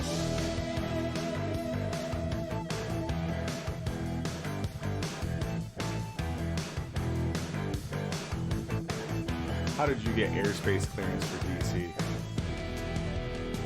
York! Hey, Paris, good to see you. Good to see you. Thanks for coming to DC, man. No, thank you. What am I doing here? Later. Let's get in. We don't have much time. Oh, okay. All right, Paris. Right across the Potomac. That's where our contact is. Are we headed towards Arlington? It's still secret. I'm sorry. York, what is this place? Oh, you'll see. Let's go.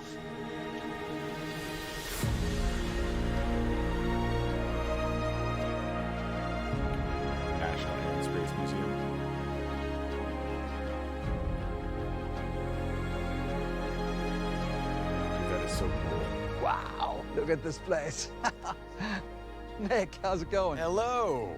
Paris, I would like to introduce Nick Partridge from the Smithsonian National Air and Space Museum. Thank you for having me. But this makes a lot of sense. I saw during the trailer there was a collaboration between the Smithsonian National Air and Space Museum and Flight Simulator. Here we are at the National Air and Space Museum. So let's talk about that collaboration. Tell me more about that. Well, Jorg and I have been talking for more than a year. He was looking for me, and it turns out I was looking for him to ask the same question, which was, don't you think that our organizations have a lot in common? Dedicated to bringing flight to everyone, and I was looking for the Spirit of St. Louis, which is in the Smithsonian ever since 1928. And the Smithsonian was gracious enough. They gave us a millimeter perfect scan, which is what we'll feature in the 40th anniversary edition.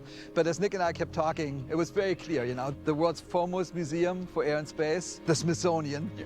And Microsoft celebrating its 40th anniversary. It's a match made in heaven, and there's lots of things we can do. Yeah, authenticity, accuracy, access, it's all there. We're hoping that if everyone has as much fun in the community with the content that we initially collaborated on, a couple of our most historic aircraft, and some of the other aircraft in this center are already in the simulator, maybe we can jump in with both feet and do more in the years to come. Maybe even, who knows, we'll go crazy. We'll put the space shuttle in there. That would be awesome. Oh, that sounds amazing. All right, you guys have never been here before, No, right? this is my first time. All right, so keep your eyes peeled, stick together, and Jorg, I've got something special for you right around here. Perfect. Check this out. Dude, I want to go to this this is my place favorite plane, the Junkers Ju-52 3-motor. Amazing. And that is an awesome plane, and as I look at all these planes around here, it makes me ask the question, are you going to put all of them in flight sim? Maybe not all of them, but we hope a lot of them. In the 40th anniversary that comes out this fall, we already have 3. We have the Wright Flyer, the Spirit of St. Louis, and the DC-3. And we hope to get a few more. As Nick and I were talking, there's a lot of things we could do. Yeah, we started with the most iconic ones, and who knows? There's no lack of opportunity. You know, I keep saying amazing because this place is amazing, and just like Flight Sim, it just keeps going. So what else is happening? It does seem like we're going supersonic, like the Concorde here. We've been doing a major update ever since we launched, every month since August 2020. And just today, we're actually launching World Update 10. And guess what? Tell me. It's the United States. And it's huge. We have 12 cities, a new height field, brand new aerials, new missions, new airports, new everything. And as always, it's free. And check out this beauty. This is the Beechcraft Model 18. They call it the Twin Beach. It's a famous plane, and that's also launching today. And it's a great coincidence. It's actually a huge coincidence. Jorg's been working on that Beechcraft since before we met, but it's a great example of how much we already had in common. So Jorg, what can we expect the rest of the year from Flight Sim? We have a ton of great things coming up. So today is World Update 10. We have 2 more World Updates, one in August and one in October. And then in November, we have the big 40th anniversary edition, which will be an absolute delight for anyone who loves aviation. Okay, that 40th anniversary edition. Tell me more about that. Yeah, so we're celebrating by bringing back some of the planes from the old sims. Yeah, we need a like from Flight Sim Blackbird. 10, 9, 8, even before that. And we're restoring some of the old missions, and we're bringing back some of the airports that were in those editions. So it's a real celebration of the franchise. So this We really celebration haven't missed much is not DD. only of the It's franchise, mostly just but the been past like as well. little But blips also of adding game brand new stuff things that they on top talked of it, about on like that the community Sunday, really wanted. but For example, more, helicopters. like, Sober wrote a interview brand new stuff fluid about dynamic those system games. to make all that work. And then we're adding gliders, which is I a don't think completely I don't different think way we've to seen experience the anything planet. new It's just yet. you and the wind. And then the last one is we're bringing, it's the biggest deal for simmers, a brand new real-to-life airliner, the A310 from Airbus, Yeah. by a brand new partner called Builds, a great development team. In fact, of the 10 planes we're bringing, most of them are created in collaboration with third parties. So it's a really cool way for us to integrate with the creator community. Now, It's crazy that how do I get this? the one If you're on Game program Pass, is if so you already big, own they have Flight Sim, multiple the 40th developers anniversary working edition on is a free upgrade. This has just been an incredible experience, seeing all these planes and going through the history and everything that's coming to Flight Simulator. I mean, thank you so much. Thanks for coming to DC. Paris, thank you, Nick, for the great collaboration with the Smithsonian and for kicking off the 40th anniversary edition of Flight Sim. It's been wonderful. Thank you so much. Yeah, thank you.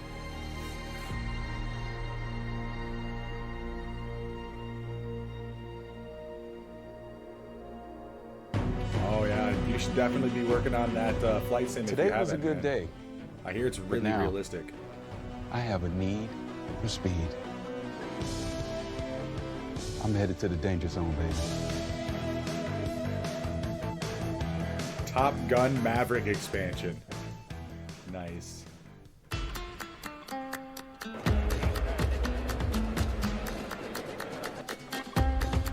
Estamos aquí para disfrutar del mejor día de mi vida, el día de la Xbox, que estoy muy emocionado. I came in Madrid just yesterday to be here in FanFest Xbox, and I'm so excited. Estamos aquí en Madrid para ver nuevos juegos como Starfield, que yo personalmente le tengo muchísimas ganas. Me ha encantado y no me lo podía perder, este es un evento único.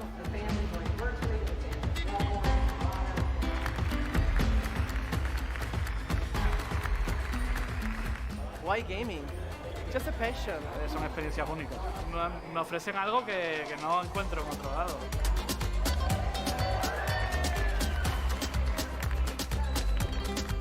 Lo que te digo, es como una familia para mí. Me ha parecido genial y un cierre para un evento así maravilloso. Just the passion that people have. I feel very welcome. That's cool. Hey, we're just a snippet of Squanch Games, and we're here to talk about High on Life, our new action-adventure, comedy, Metroidvania, first-person shooter that is nothing Microsoft's trying at to get all. more third-party Japanese developers. A little bit, like Microsoft It's itself. kind of the one market that they don't really have a foothold in. So if they can get more of that type of culture of game out, it's not for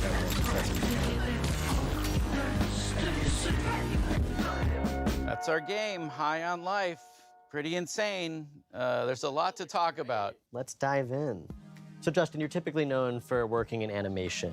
What brings you into the world of games? Why are you in the world of games? Yeah. I'm obsessed with games, have been my whole life.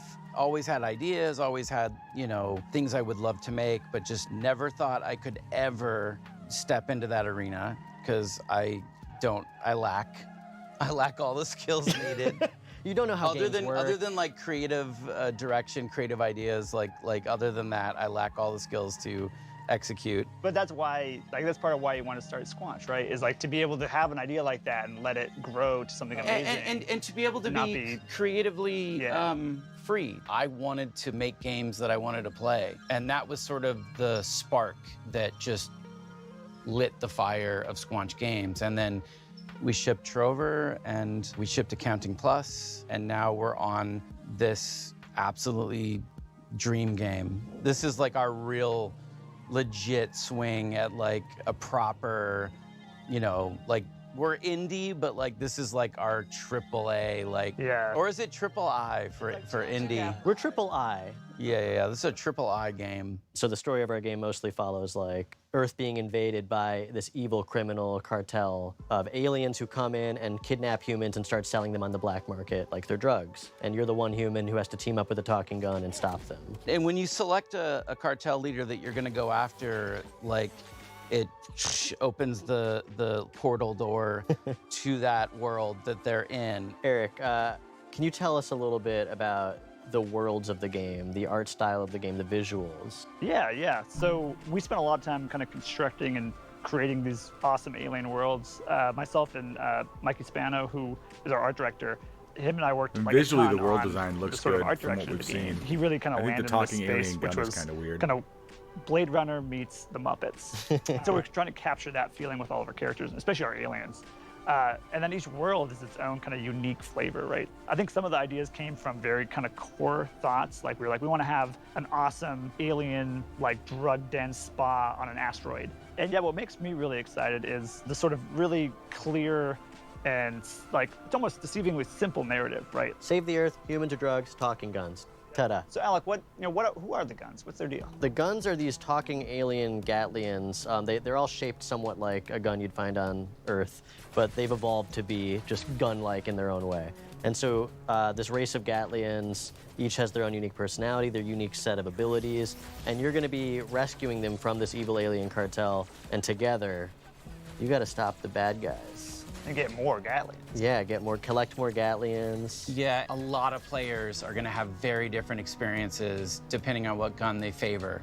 Yeah, you kind of pick your favorite companion to have out a lot and hear their dialogue, be part of different dialogue scenes and stuff. Yeah. Look at us, blasting away! And sometimes you can unlock the guns in a different order than another player has. So when you go back through a level, you'll see things that you would have been able to access if you'd done it in the other order. That's and you can come back. That's a huge one. All right, so we've talked about this crazy good game that sounds amazing. Why should people be excited to play it?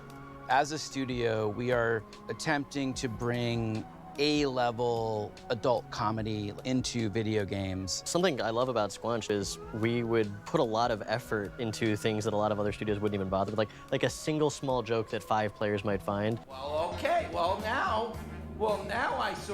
I can. I love that stuff. I love like edge casing and like what makes you remember a game. Yeah, like if a player's trying to break the game in a certain way and then you have an answer for that for them, that is like such a memorable and amazing moment. It's almost like watching TV, but the viewer is able to reach into the TV and poke a thing, and the character has to respond to that. And there's so much fun to be had for the most part. You can skip it all. We worked really hard on it if you want to skip it. Yeah, if you want to just like miss out on like, Yeah, if you're like a big dummy and you don't want to play the game at all, that's fine. We're not going to judge you. We're just going to be upset. You're a big dummy. I don't know if he created Rick and Morty. I know that there's members or that like the story people or whatever are behind it. I don't know who created Rick and Morty, honestly. This is gonna be fun. You know I can't let you leave.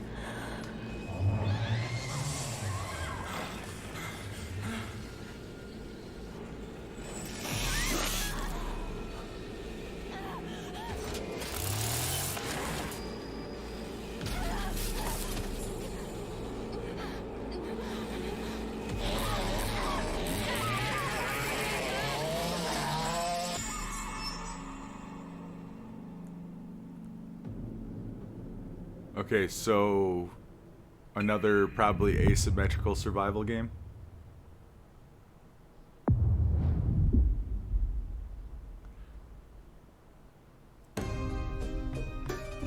This game looks interesting. Kind of weird, but interesting.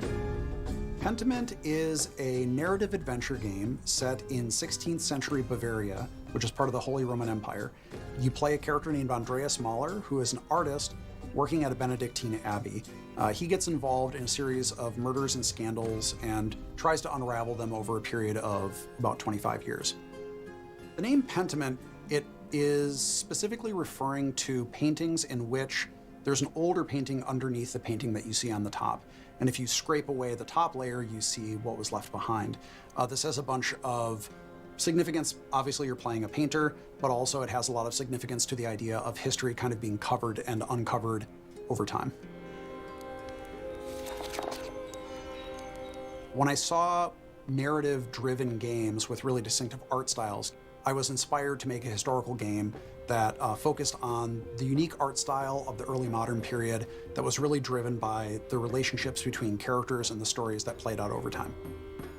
Hannah Kennedy was really integral to defining the art style of Pentiment, especially blending the late medieval illuminated manuscripts with the early modern woodcuts. Yeah, so there's a lot of major points to solve and kind of marry between wanting this to be a true to the history, true to the feel of the source material that we were referencing as far as the narrative, but also thinking about the types of games that were like what we imagined we wanted as far as a gameplay experience. From the beginning, I knew that I wanted to portray a community that changed over time, which meant that characters are changing over time. That's really the focus of everything. The buildings do change, but really it's the characters where you see all the crazy stuff happen. Kids that I had become attached to because it's a 4-year-old and we designed them to be a 4-year-old and then they're getting married, and then I felt a weird like emotional reaction to that because I'm like, oh, baby's all grown up.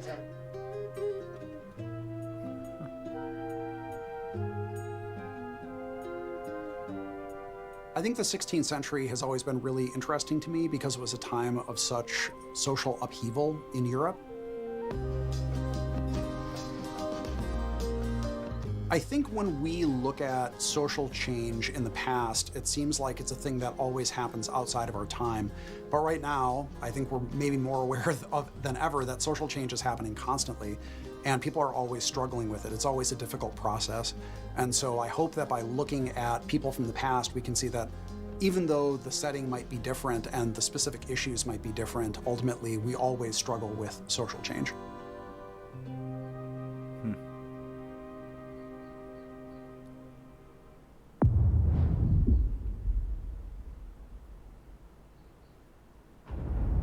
Is putting on this bandana. All right, let's do crime.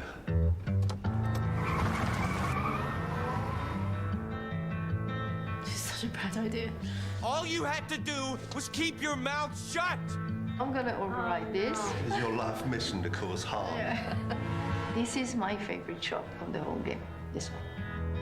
With As Dusk Falls, what we're trying to do is to make a brilliant interactive experience for anyone who loves brilliant storytelling. So people who enjoy films, people who enjoy TV series. It's also a social experience and about sharing these stories with the people you love. I think we should stick to the plan. Yeah, stick to the plan. I took my inspiration from TV shows, prestige shows like, Breaking Bad, Fargo. I really love Dog Day Afternoon. It's such a wonderful setup. You try that again, and every last one of them leaves in a body bag!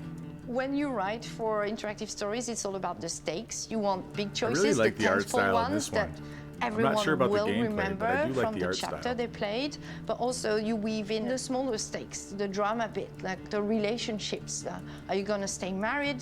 When you lost your job, this wall went up. And I missed you, okay? The game deals with very mature themes that you don't normally find in a video game. It really gives you agency over characters that are relatable, that are familiar to you. It's like an interactive story, but with the power of video game behind it. I only gotta yell and my brothers will come. Now hold your horses, young man. I think you should at least listen to what I have to say. In the first book, it's mainly structured around a hostage situation in a motel in the middle of the desert in Arizona, so it's a pressure cooker. You want your wife to live? Answer and do exactly what I say. Book 2 takes another approach entirely, and it's a chase across multiple states in the US. There's nowhere else to run. As Dusk Falls is an interactive show, but the important part here is the word interactive.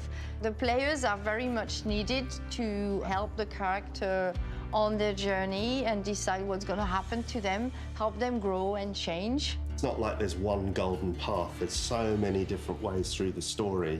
You can replay it, and then you get to different story and different ending, and you feel like you're actually achieving something and shaping the story and also the character. So if what I'm seeing is correct, like 4 people can play the game together and vote on the outcomes and whatnot. I think that would be amazing here on 5 And at the end of the game, when you play, we tell you about your playstyle, get 4 of and us it together reveals and we all something just, about the player argue themselves, about their which way we values, should handle and the the way story. they interact with the others that they played with. I think for me, one of the really important things was that this art style could tell lots of different types of stories. We want to take really beautiful, sort of subtle facial performances, really strong dramatic moments, and just really represent that such that every frame is a painting. It's a single player and multiplayer experience, so 1 to 8 players. Because we wanted to draw in Up to people 8 players, okay. who weren't necessarily gamers. Gamers are going to love this game as well because it's a very mature, Is it like in-depth Jackbox, story. then? But like this game really taps into your play it on life your skills phone? rather than your That's what it gamer looks like. skills. Puts everyone on a level playing field. You did well there. That is a ferocious job. I did it. You share the same character, you discuss, you make decisions, Yes, and that's- majority wins. I'm It's now like more each interested player in it. is like a voice in the Because this character could be head. something we could stream and play like, with a group of stream, like of the Take the viewers and cash. whatnot. It's been a massive journey, and I can't believe we're just so close, touching distance to this game. Yeah, I'm gonna miss it when it's done.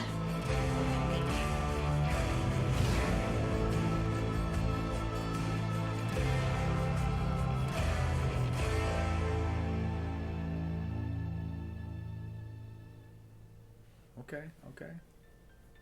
let's check out what mysteries, adventures, and, of course, slimes are waiting for us in the new, vibrant world of Slime Rancher 2. Was Slime Rancher 2 shown on Sunday? This might be new.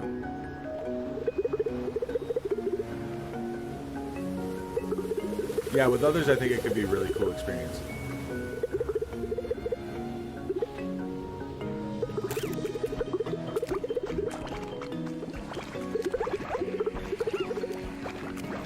What was that one called? As Dusk Falls, Jordan? I mean, I think Slime Rancher 2 here is new, but I don't think anything else has been new from what we saw on Sunday. Don't know if I want to trust the Todd. That's fair. What's up, Drake?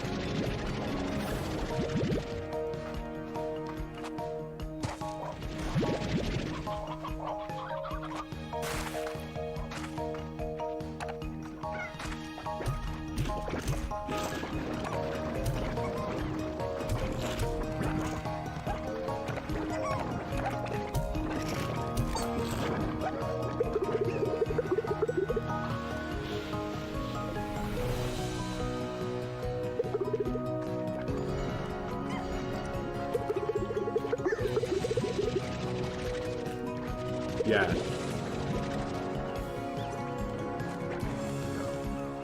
I'm not... This definitely doesn't look like the kind of game that I would enjoy.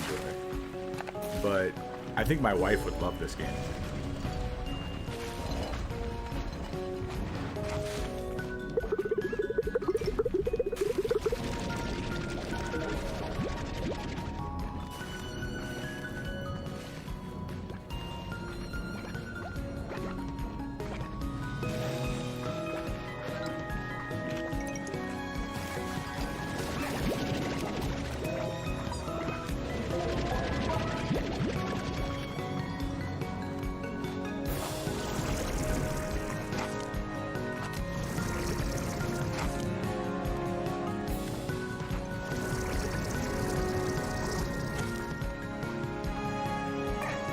Great, dude, you're not even 18.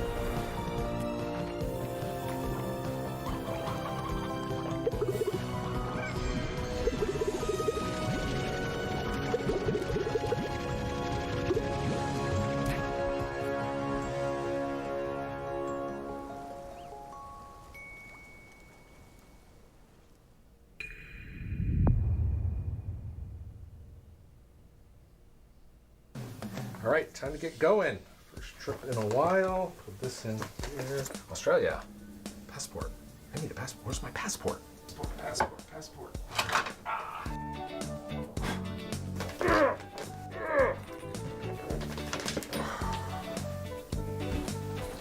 Oh. You look a year and a couple of months from 18. That's true. That's true.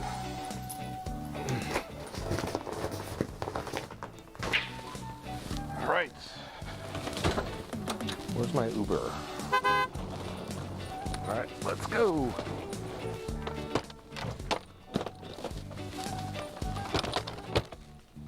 Let's go.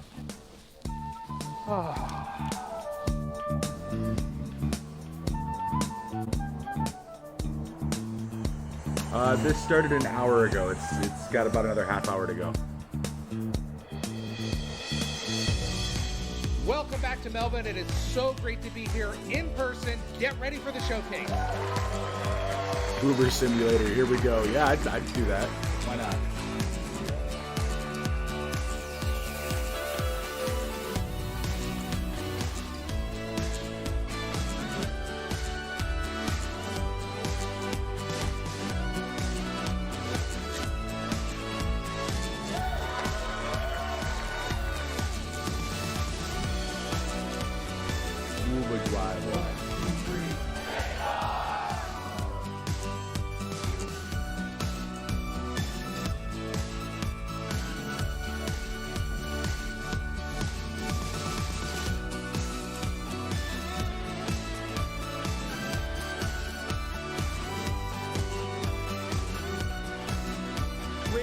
Here in Melbourne with FanFest.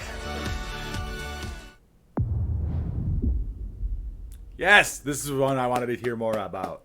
We are so excited to tell you all about Forza Horizon 5 Hot Wheels, the first expansion for Forza Horizon 5. So Mike, let's start with why the team decided to bring Hot Wheels to Forza Horizon 5's Mexico. Our fans have been telling us for years about how much they loved Forza Horizon 3's Hot Wheels expansion. So we've been waiting for the right time to bring everyone another Hot Wheels adventure. Forza Horizon 5 presented the perfect opportunity to bring Hot Wheels to life like never before with the power of the Xbox Series X and S. It really does sound like the perfect time for Forza Horizon and Hot Wheels. So I'm wondering if you can tell us a little bit more about what to expect being in the clouds of Mexico this time. Yes, you travel to the clouds above Mexico to visit the Hot Wheels Park, which is comprised of over 200 kilometers of the fastest, most extreme tracks yet. Once there, you'll join the Hot Wheels Academy and set out to take on Forza Horizon's most extreme racing yet and prove yourself a Hot Wheels legend. Let's go. As well as the iconic orange Hot Wheels track, you'll take on new driving experiences across gravity-defying magnet tracks, as well as ice, water flume, and rumble tracks. So we spoke loads about biomes in the build-up to Forza Horizon 5's launch. Are we expecting something similar in Forza Horizon 5 Hot Wheels as well? Yes, so we're truly going to see the power of the Xbox Series X and S when we look at Forza Horizon 5 Hot Wheels' all-new biomes. The amount of detail and diversity that we can pack into the 4 new biomes is breathtaking. We have the rugged Giants Canyon, where you'll hear the growl of your engine bouncing back off the intricately detailed rock formations. The Ice Cauldron, where frozen tundra drips into the glistening molten lava. In Forest Falls, you'll see a tree canopy towering over epic waterfalls. And finally, the visually stunning and exhilarating Horizon Nexus, where the Horizon Festival is suspended among a web of Hot Wheels tracks. And there's more, because new players can jump into Forza Horizon 5 Hot Wheels as early as possible during the main game's initial experience. And how are people going to be able to use Event Lab in Forza Horizon 5 Hot Wheels? So in Event Lab, you'll have the freedom to design, build, and share using the new Hot Wheels Creation Kit. That's over 80 new track and stunt pieces that instantly snap together thanks to our new building tools. You can then share your creations with the entire community for players to discover and play. We are anticipating our community building an ever-evolving catalogue of new player-created Hot Wheels events that everyone will enjoy. They all sound absolutely incredible, Mike, but I'm going to ask you the most important question in the room. Can you tell me a bit more about the cars? Yes, so we have 10 new amazing cars coming to the pack, including 4 new Hot Wheels cars, which have been scaled up to real-life proportions. We have the Diora 2, the Bad to the Blade, the Baja Bone Shaker, and the Chevrolet Hot Wheels Copo Camaro. Forza Horizon 5 Hot Wheels introduces the most extreme tracks we've seen yet in Forza. So we've added some new extreme track toys and hypercars to go with them. That's fat. I want to call out the Hennessy Venom F5 and the Mosler MT900 GT3. Their speed is unlike anything we've seen before. So we know Forza Horizon 5 fans naturally love co-op, so how is that continuing in Hot Wheels? So, in a first for Forza, you can join up with your friends and play from the very start of the experience in co-op. You and your friends will then take on a new campaign, moving your way up through faster and faster car classes until you unlock the extreme speed of X-Class and become a Hot Wheels legend. You can also choose to take on the world in Horizon Open or team up with your friends to take on a team of drivatars in the Horizon Tour. Ooh, I absolutely love that. Final question now, though. When can we expect to play? Yes, so Forza Horizon 5 Hot Wheels releases on July 19th on Xbox Series X and S, Xbox One, Windows PC, and Steam. Mike, thank you so much for joining me. This has been so much fun, and I cannot wait to play. So that, they didn't say Game Pass, so Forza's on Game Pass, I believe, so you would have to buy the add-on. I'm not sure how I feel about that. Might actually just go out and find a cheap copy of Forza and then buy the add-on.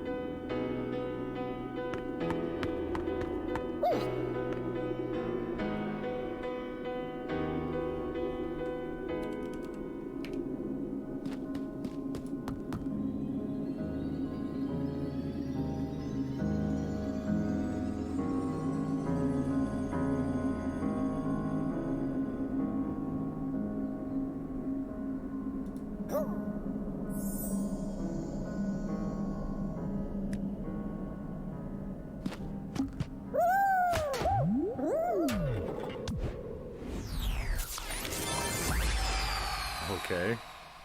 All of that for some Halo costumes? Now, onto our Fair next enough. block, pun intended, of course. Minecraft Legends is the action strategy take on the franchise you never knew you needed. I'm here with Dennis Rees from Mojang Studios, who has just released the world premiere trailer of Minecraft Legends. Dennis, welcome to the show. Thanks for having me, Malik. So happy to have you. I mean, this is a really exciting time for the team. Let's talk Minecraft as a whole, though. That game, I have nothing to back this up, but I feel like everyone on the planet's played Minecraft at this point. But that wasn't enough for you all. You all went and made Minecraft Dungeons, and now we're moving on to the recently revealed Minecraft Legends. So one, tell me a little bit about what it means for the team to actually be able to reveal the game, and then two, just let us know what Minecraft Legends is. Well, we are so excited to finally be able to talk about this game with the world. We've been working on this game for some time now. Minecraft Legends is an action strategy game. For the most part, it set has in the been, except for Minecraft Slime universe. Rancher 2 was new. And in order to build this, we really wanted to partner with a great company that understands strategy games. And so that's when we reached out with Blackbird Interactive. And in doing so, we were able to create an experience that is welcoming for people who may have not played Minecraft, but also people who have. Oh yeah, I should probably And turn I the, mean, you've seen the captions trailer. back on. It's about going and traveling through these beautiful biomes, exploring this world that is familiar yet still mysterious. And so as you explore these lush biomes, you collect resources, and then you use those resources to build defenses from these dangerous but very cute piglins. And in those offensive, you're able to fight them back and send them back to where they come from. And you know what? You're going to probably want to build some alliances with some unexpected friends, because they're going to help you actually defeat the piglins and send them back to where they come from. I'm looking forward to it, and I love what you said about trying to make a game that's both for fans of Minecraft that exist and new fans coming in. Minecraft can go in so many different directions, I feel like, with a new game. What made you choose action strategy? Well, really, it was many years ago, as a group of folks at Mojang sitting around talking about what game genres they really enjoy. And action and strategy were the most popular ones that came up. And so we started to think about who we could partner with to build that experience. And that's where we came into Blackbird Interactive. And that was back in 2018. And, the project was codenamed Badger. And an interesting little fact for many of those people that might follow Minecraft, if you go back to Minecon 2018 and you look at the shirt that Jens Berenstain was wearing, you'll see a graphic on there, and it's in the shape of a badger head. And really, that was meant to be an Easter egg for years forward, which here we are now. I gotta say, I love a good Easter egg. Now, where would you say that Minecraft Legends fits in the overall Minecraft universe? Well, the Minecraft universe is just always growing and expanding. And if it's not from our partner communities, then it's from Mojang specifically. Like you mentioned, You can tell by the Minecraft delivery Dungeons. of I love a good That's a great Easter egg. example This where is an Mojang went entirely out and we scripted built thing. this dungeon crawler experience in the Minecraft universe, and players love it. It's wonderful. And with Minecraft Legends, we're trying to do something similar, really. And here we're going to be introducing a narratively driven campaign with a whole bunch of new characters and a lot of other things that I'm not ready to share right now. Dennis, I thought we were friends. You can share it with me and everyone watching. No? Okay, I won't pry anymore. But tell us when the game is coming out and where we can keep up to date. It's coming out in 2023 on PC and console on Xbox Game Pass. And if you want to know more, just follow us Twitter or jump on Minecraft.net. Dennis, I'm so excited to jump into Minecraft Legends. Thank you Hey, so much man, for I'm right stopping there by with and you, giving us the Spectre. lowdown. Thanks for having me. Like, I'll go in and I'll goof around and I'll build stuff with people when they want to play, but I'm not What like up, everybody? It's your boy Kirsten, over aka here Kid Von hanging Giver. We're out here at Xbox Fan with, Fest. We got a whole lot for by y'all to check myself out. So playing let's Minecraft. get it in. Like, it's not my thing. Sandboxes are generally not my thing. I play games for narrative.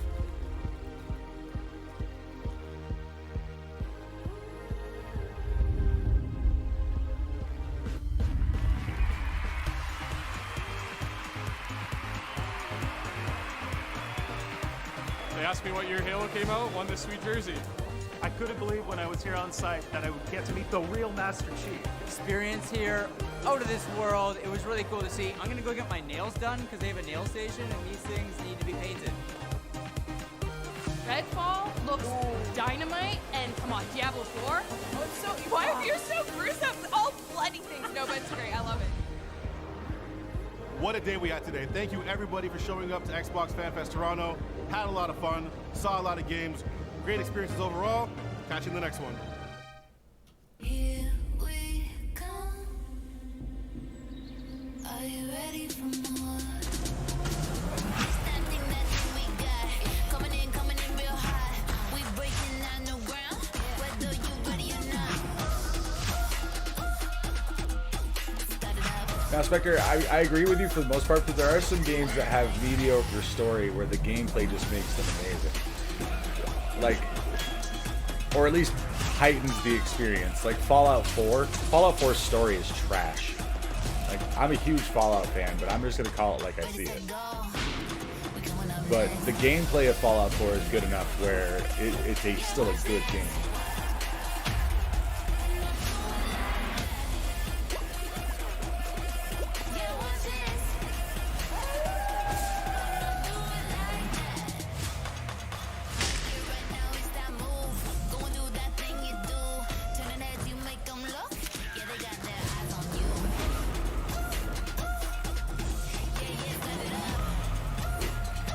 Honestly, the best narrative in Fallout 4 is the Far Harbor DLC.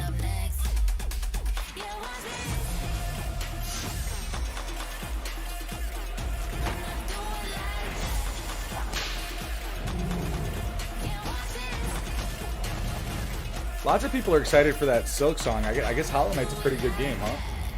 Maybe I should check that one out. I'm joined now by Sarah Bond, who leads the gaming ecosystem organization here at Xbox. Sarah, it's so great to have you. It is awesome to be here and so good to see you too. Yes, I'm super excited for this Oh, it's like conversation Metroid? because as Okay, we know, game creators are crucial to Xbox's success. And whenever you talk about them, it's with such like passion and tenacity. I love it. And it sounds super important to you and the rest of Team Xbox. So my question to you is, how do creators inspire the work that I like you and your team her do? hair, her two-toned hair. I Creators think are that looks just really the cool. bedrock of everything we do on my I know it has team. nothing And when to do you with the really games think or anything about that it, are on the screen, where but I just gaming wanted to really say it. comes from is it starts with someone who has a creative idea that they choose to put into a game that we all get to experience and enjoy. And that's really the bedrock of our industry, of what motivates us, is to help those people, those developers, bring their stories out. And we think about it in three ways. You know, how do we create a vibrant and engaging gamer community for them to come to through Xbox? What are the set of tools and services that we give them that make it easier and faster and more affordable for them to make a game? And how do we create a range of business models that they can use? Because a business model really enables them to perform all sorts of different types of innovation. Yeah, business models, tools, resources, all these provide choices, and it's increasing these choices for not only the developers, but the players themselves as well. Yeah. For example, you and your team just announced a new feature that's going to bring game demos to players. Can you tell us a little bit more about Project Moorcroft? Project Moorcroft. I know. Ooh. I love these project names. I wish they would just let me name it, but Yeah, they just won't. say it. I know. You know, They won't. Can we change that? Well, look, we were sitting around as a team and we were thinking about some of the things that we've always loved the most about the gaming industry. And one of them was, remember when you would go to like a show like PAX or E3, and you would go to the show Institute's floor okay. and you get to play a demo or a piece of a game, and the developer would be right there next to you, talking to you about their experience, asking you to try things out, asking you your But you're feedback. right, And that was Institute's one of the probably things got, like, I the loved best the amount most of about those story. experiences. We just don't have them as much anymore, you know, in the way that the world has evolved. And so we thought, gosh, how can we make Game Pass like that? Like, how can we use the power of Game Pass and all of Gotta the love great the unnatural discovery tone of and the player conversation, engagement that right, is in it, Spectre? and have it create for creators that opportunity to engage with fans early as they're creating their game, and also for players to get to experience something that they're really anticipating. And so that's It's hard what for we're me going to to go do. back and We're play actually any going of to have them a 'cause I just program that prefer the enables gameplay developers of to take a 76. piece, a Like- level of their game, and put it into Plus, I've Game put like Pass 1,400 so that they hours can in get that great 76, so I'm feedback really used and to it. players can engage with them. And we know it's a lot but of New work Vegas, sometimes for hands developers to down, do has that, the so we're best also story going to of any compensate Fallout them game. for their participation in the program. I'm so excited for what's going to come when we launch that. I think the one thing that we all miss is that connection, right? And now that we are able to come back into conferences and stuff like that, we still need to deepen it, because Yeah. by deepening that connection, you're diversifying the voices, and then that in return helps to diversify the games and bring diversity into games. Completely. So how will Microsoft help to further that front? Yeah, we think about it all the time, frankly, as Microsoft, as Xbox, in my team in particular, because creators is core to everything we do. You know, if you think about a game, it enables you to experience a perspective, a point of view, in a way that is deep and immersive, unlike any other form Fallout of 2 media. is straight bonkers. So the importance of Twink. everyone Like, having an just equal straight opportunity to bonkers. share their story and their perspective through a game, and what it means to shaping our perceptions, to what we talk about, to what we believe, to So many broadening our pop culture perspectives, references that are is super dated critical, now. and we think about that all the time. So Love it. what we've done as a team is we're continuing a to time expand capsule the of set of nostalgia developers from, who like, we're the late engaging with 90s. and bringing them into the Xbox ecosystem. We've actually more than doubled the number of developers that are making games for Xbox, and we saw lots of those games in the last day, which has been pretty cool. And the other thing that we did this year is, for the first time ever, we actually have a presence in Africa. We have our first Xbox employee in Africa, specifically dedicated to working with creators in the region. So what message would you like to leave for creators who are Yeah, I mean, they're interested completely in different style starting of in the game industry? made in a completely Yeah, I get different that question a lot. People era say to me, of gosh, I gaming. would really like to be part of the gaming industry. I'd love to make a game. How do I break through? How do I get involved? I say, first of all, network. Talk to people, meet people, connect with people, just how you and I connected actually at an industry event, which we met at, which was super fun. Actually, I think Black Isle Studio- Build that network and that connectivity, because it's so critical in every industry, but I think And then when Black Isle particularly in Studios gaming, went under, it right? went to Interplay? You know, go to industry conferences like GDC. I could be wrong on that. Meet people, learn, try that out. And if you're interested in making a game for Xbox, you can actually go to github.com. You can actually download the Xbox Game Developer Kit and get started. And once you have a game concept, you can also submit it online through I actually haven't ID played the at Wasteland Xbox.com, games. and then you can self-publish to Xbox, I know which is Wasteland another is where great way. Fallout And of officially course, started, if you actually want to because get Fallout's involved in a the spiritual industry, successor to all Wasteland. companies are great, but I highly recommend you check out coming to work at Xbox. I'm biased, obviously. I mean, hey, you have every right to be so. Sarah, thank you so much for joining us today. And also, thank you to all the viewers for tuning into Extended. We've heard from so many amazing developers on today's show. Now, before we finish, is there anything else you'd like to share with us? We were talking earlier about the importance Nothing really of new except people for being Slime able to Rancher tell 2 their from this story one. Everything through a else was game, announced and on how Sunday. It was just kind of like a incredibly deeper powerful it dive is. I into mean, some when of we were those talking titles. about that, I was thinking about an experience we've had as a team that's been very touching for me. So, you know, a couple years ago, we started really consciously extending the depth and breadth of content that we have in the Xbox ecosystem. And it was through that that I got to know the team making Stalker 2 really well. And I actually got to intro that game last year in the Xbox Game Showcase, and it was just incredible. And you know, the thing was, when I was looking at that game last year, and I was looking at the story that they were telling, and they were talking about the beauty of the land and their We need info for dedication to their Dragon Quest culture and their country. We need and I thought, info wow, for this is a cool Skyrim game. 6 This is a or compelling for Elder story. Scrolls 6. But sitting here today, That would be great. you know, recognizing that that team is Ukrainian, they were based in Kiev, looking at that story and what they were showing to the world just feels entirely different and far more poignant and visceral to me. You know, you're Whoa, this that is was a actual team emotion. who's talking about their culture, talking about fighting for the existence of being a nation, of being a people, of having their own language. And now we all, as a world, have gotten to see how tenuous that in fact is. And it's an honor, frankly, to be part of this industry and to have the opportunity to uplift their voices and to let their story be told through a gaming experience, especially knowing what we know now about the situation in Ukraine. And as part of that, they actually shared with us something that they wanted us to share with all of you No, today. I don't think. as I think part of they the just had some show. preview build stuff that they showed, but it wasn't gameplay.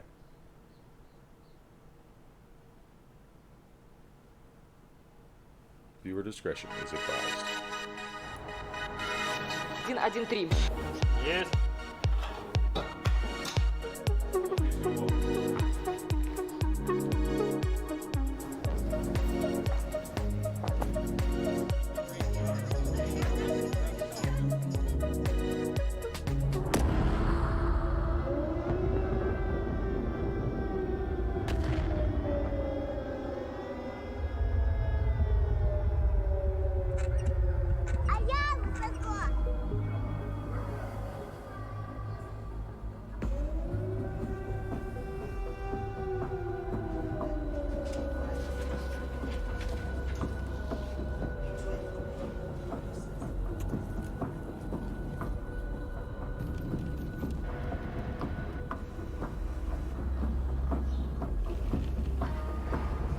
здесь кипела работа, идеи, она не останавливалась. 3 месяца назад началась война России с Украиной.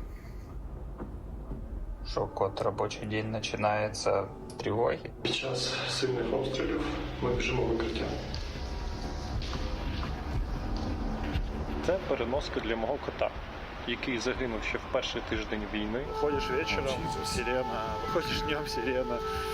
Днем еще работать надо, поэтому особо не выйдешь, а вечером все время вот так. I haven't heard anything about a new Seven Вже Deadly третій Sins місяць game. я живу і працюю в коридорі. Зі мною живе одноокий пес, врятований з But I'm also підозрілого not the right person стомлення. to ask Зараз because I'm мені not a важко US писати SDS квести про fan. війну, коли вона йде навколо. Так работает в перерывах между сиренами і волонтерськими задачами. Світ ще побачить, наскільки в нас класна культура, і в тому числі наскільки класні ігри ми можемо робити. Меня зовут Александр. Я являюсь сотрудником компании ЖСК. Я с Мариуполя. С начала боевых действий была потеряна связь с моими родными и близкими. И это непередаваемое, ужасное чувство, когда ты не знаешь, живы они или нет. Я Дмитро Ясенєв, розробник Сталкера. Ніколи не міг уявити, що в 21 столітті, в центрі Європи, може статися повномасштабна війна. Я Олексій Іванов, ком'юніті-менеджер проекту Stalker 2. Yeah, І зброю в руках захищаю Sad that свою it's країну still від російської happening. агресії. Привіт, я Макс, наративний дизайнер гри Stalker 2. Після перемоги я до неї повернуся. Побачимось на релізі. Слава Україні!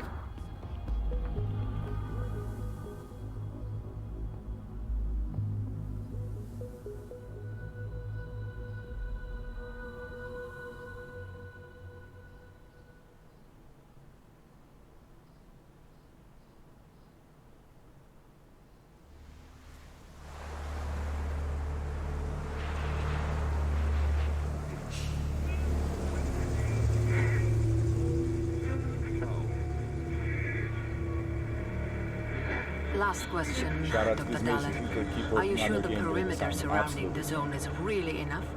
If a powerful emission were to occur, we would... Listen, the zone has remained stable for years. Besides, we didn't establish the most advanced institution in human history without first guaranteeing its safety.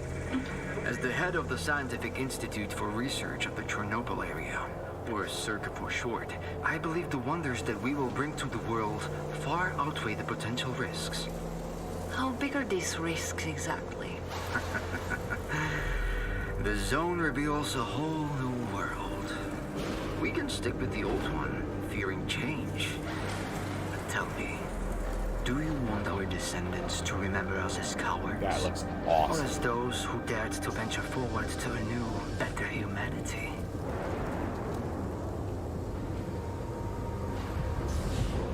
That's a good way to think about it, Twink. I mean, it's a good way to help out. Have you missed anything good? Evacuated. Not particularly. Grounded, after watching the extended look at Grounded, that looks a lot better than I thought it was going to be.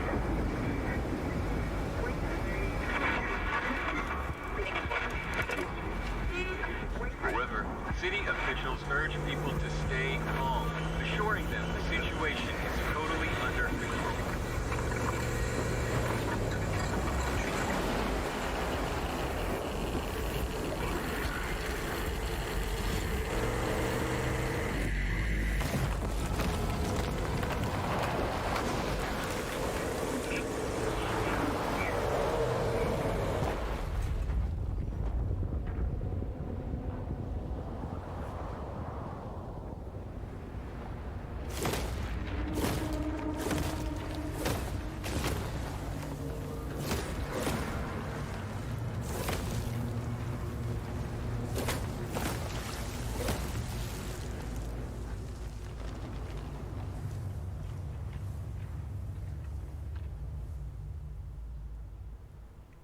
There you go.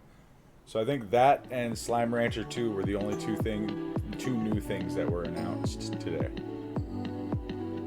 But like I said, the in-depth looks at some of the games, really helped me kind of make up my mind about whether or not I'd be interested in trying them. But luckily, like, damn near everything's coming to Game Pass anyway, so you can try it all. Anyway, thanks for hanging out with me, guys. Like I said earlier in the stream, my son is coming to visit. He'll be here tomorrow for a week. I mean, I'll still be streaming and stuff on my normal schedule, but I do have to head out because I got to get some work done around the house. I got to make sure that I have, you know, extra blankets and stuff washed for him, so that way everything's ready for him. But I was really glad that you guys are here to hang out with me, and I will see you guys, I think Friday, 10 a.m. No. Yeah, no, Friday. Friday, 10 a.m. is my next scheduled stream. As always, check out 5-9 Gaming on all the various social media platforms and over on YouTube. We've got several channels. Hydros and Brad have been doing a lot of work over on games. On the 5-9 Games channel, they've been doing a lot of like real life card openings like Pokemon and stuff. Stray Michael and his team over on mobile have been doing a lot of great things this last week. All of their videos in the last week have been phenomenal, so make sure to check them out. And if you guys ever want to connect with me, I am at the Alec Hunter on Twitter. As always, thank you guys for hanging out, and we will see you next time. Welcome to IGN's post-show here of the Xbox Extended Showcase. I'm supposed to read you a fancy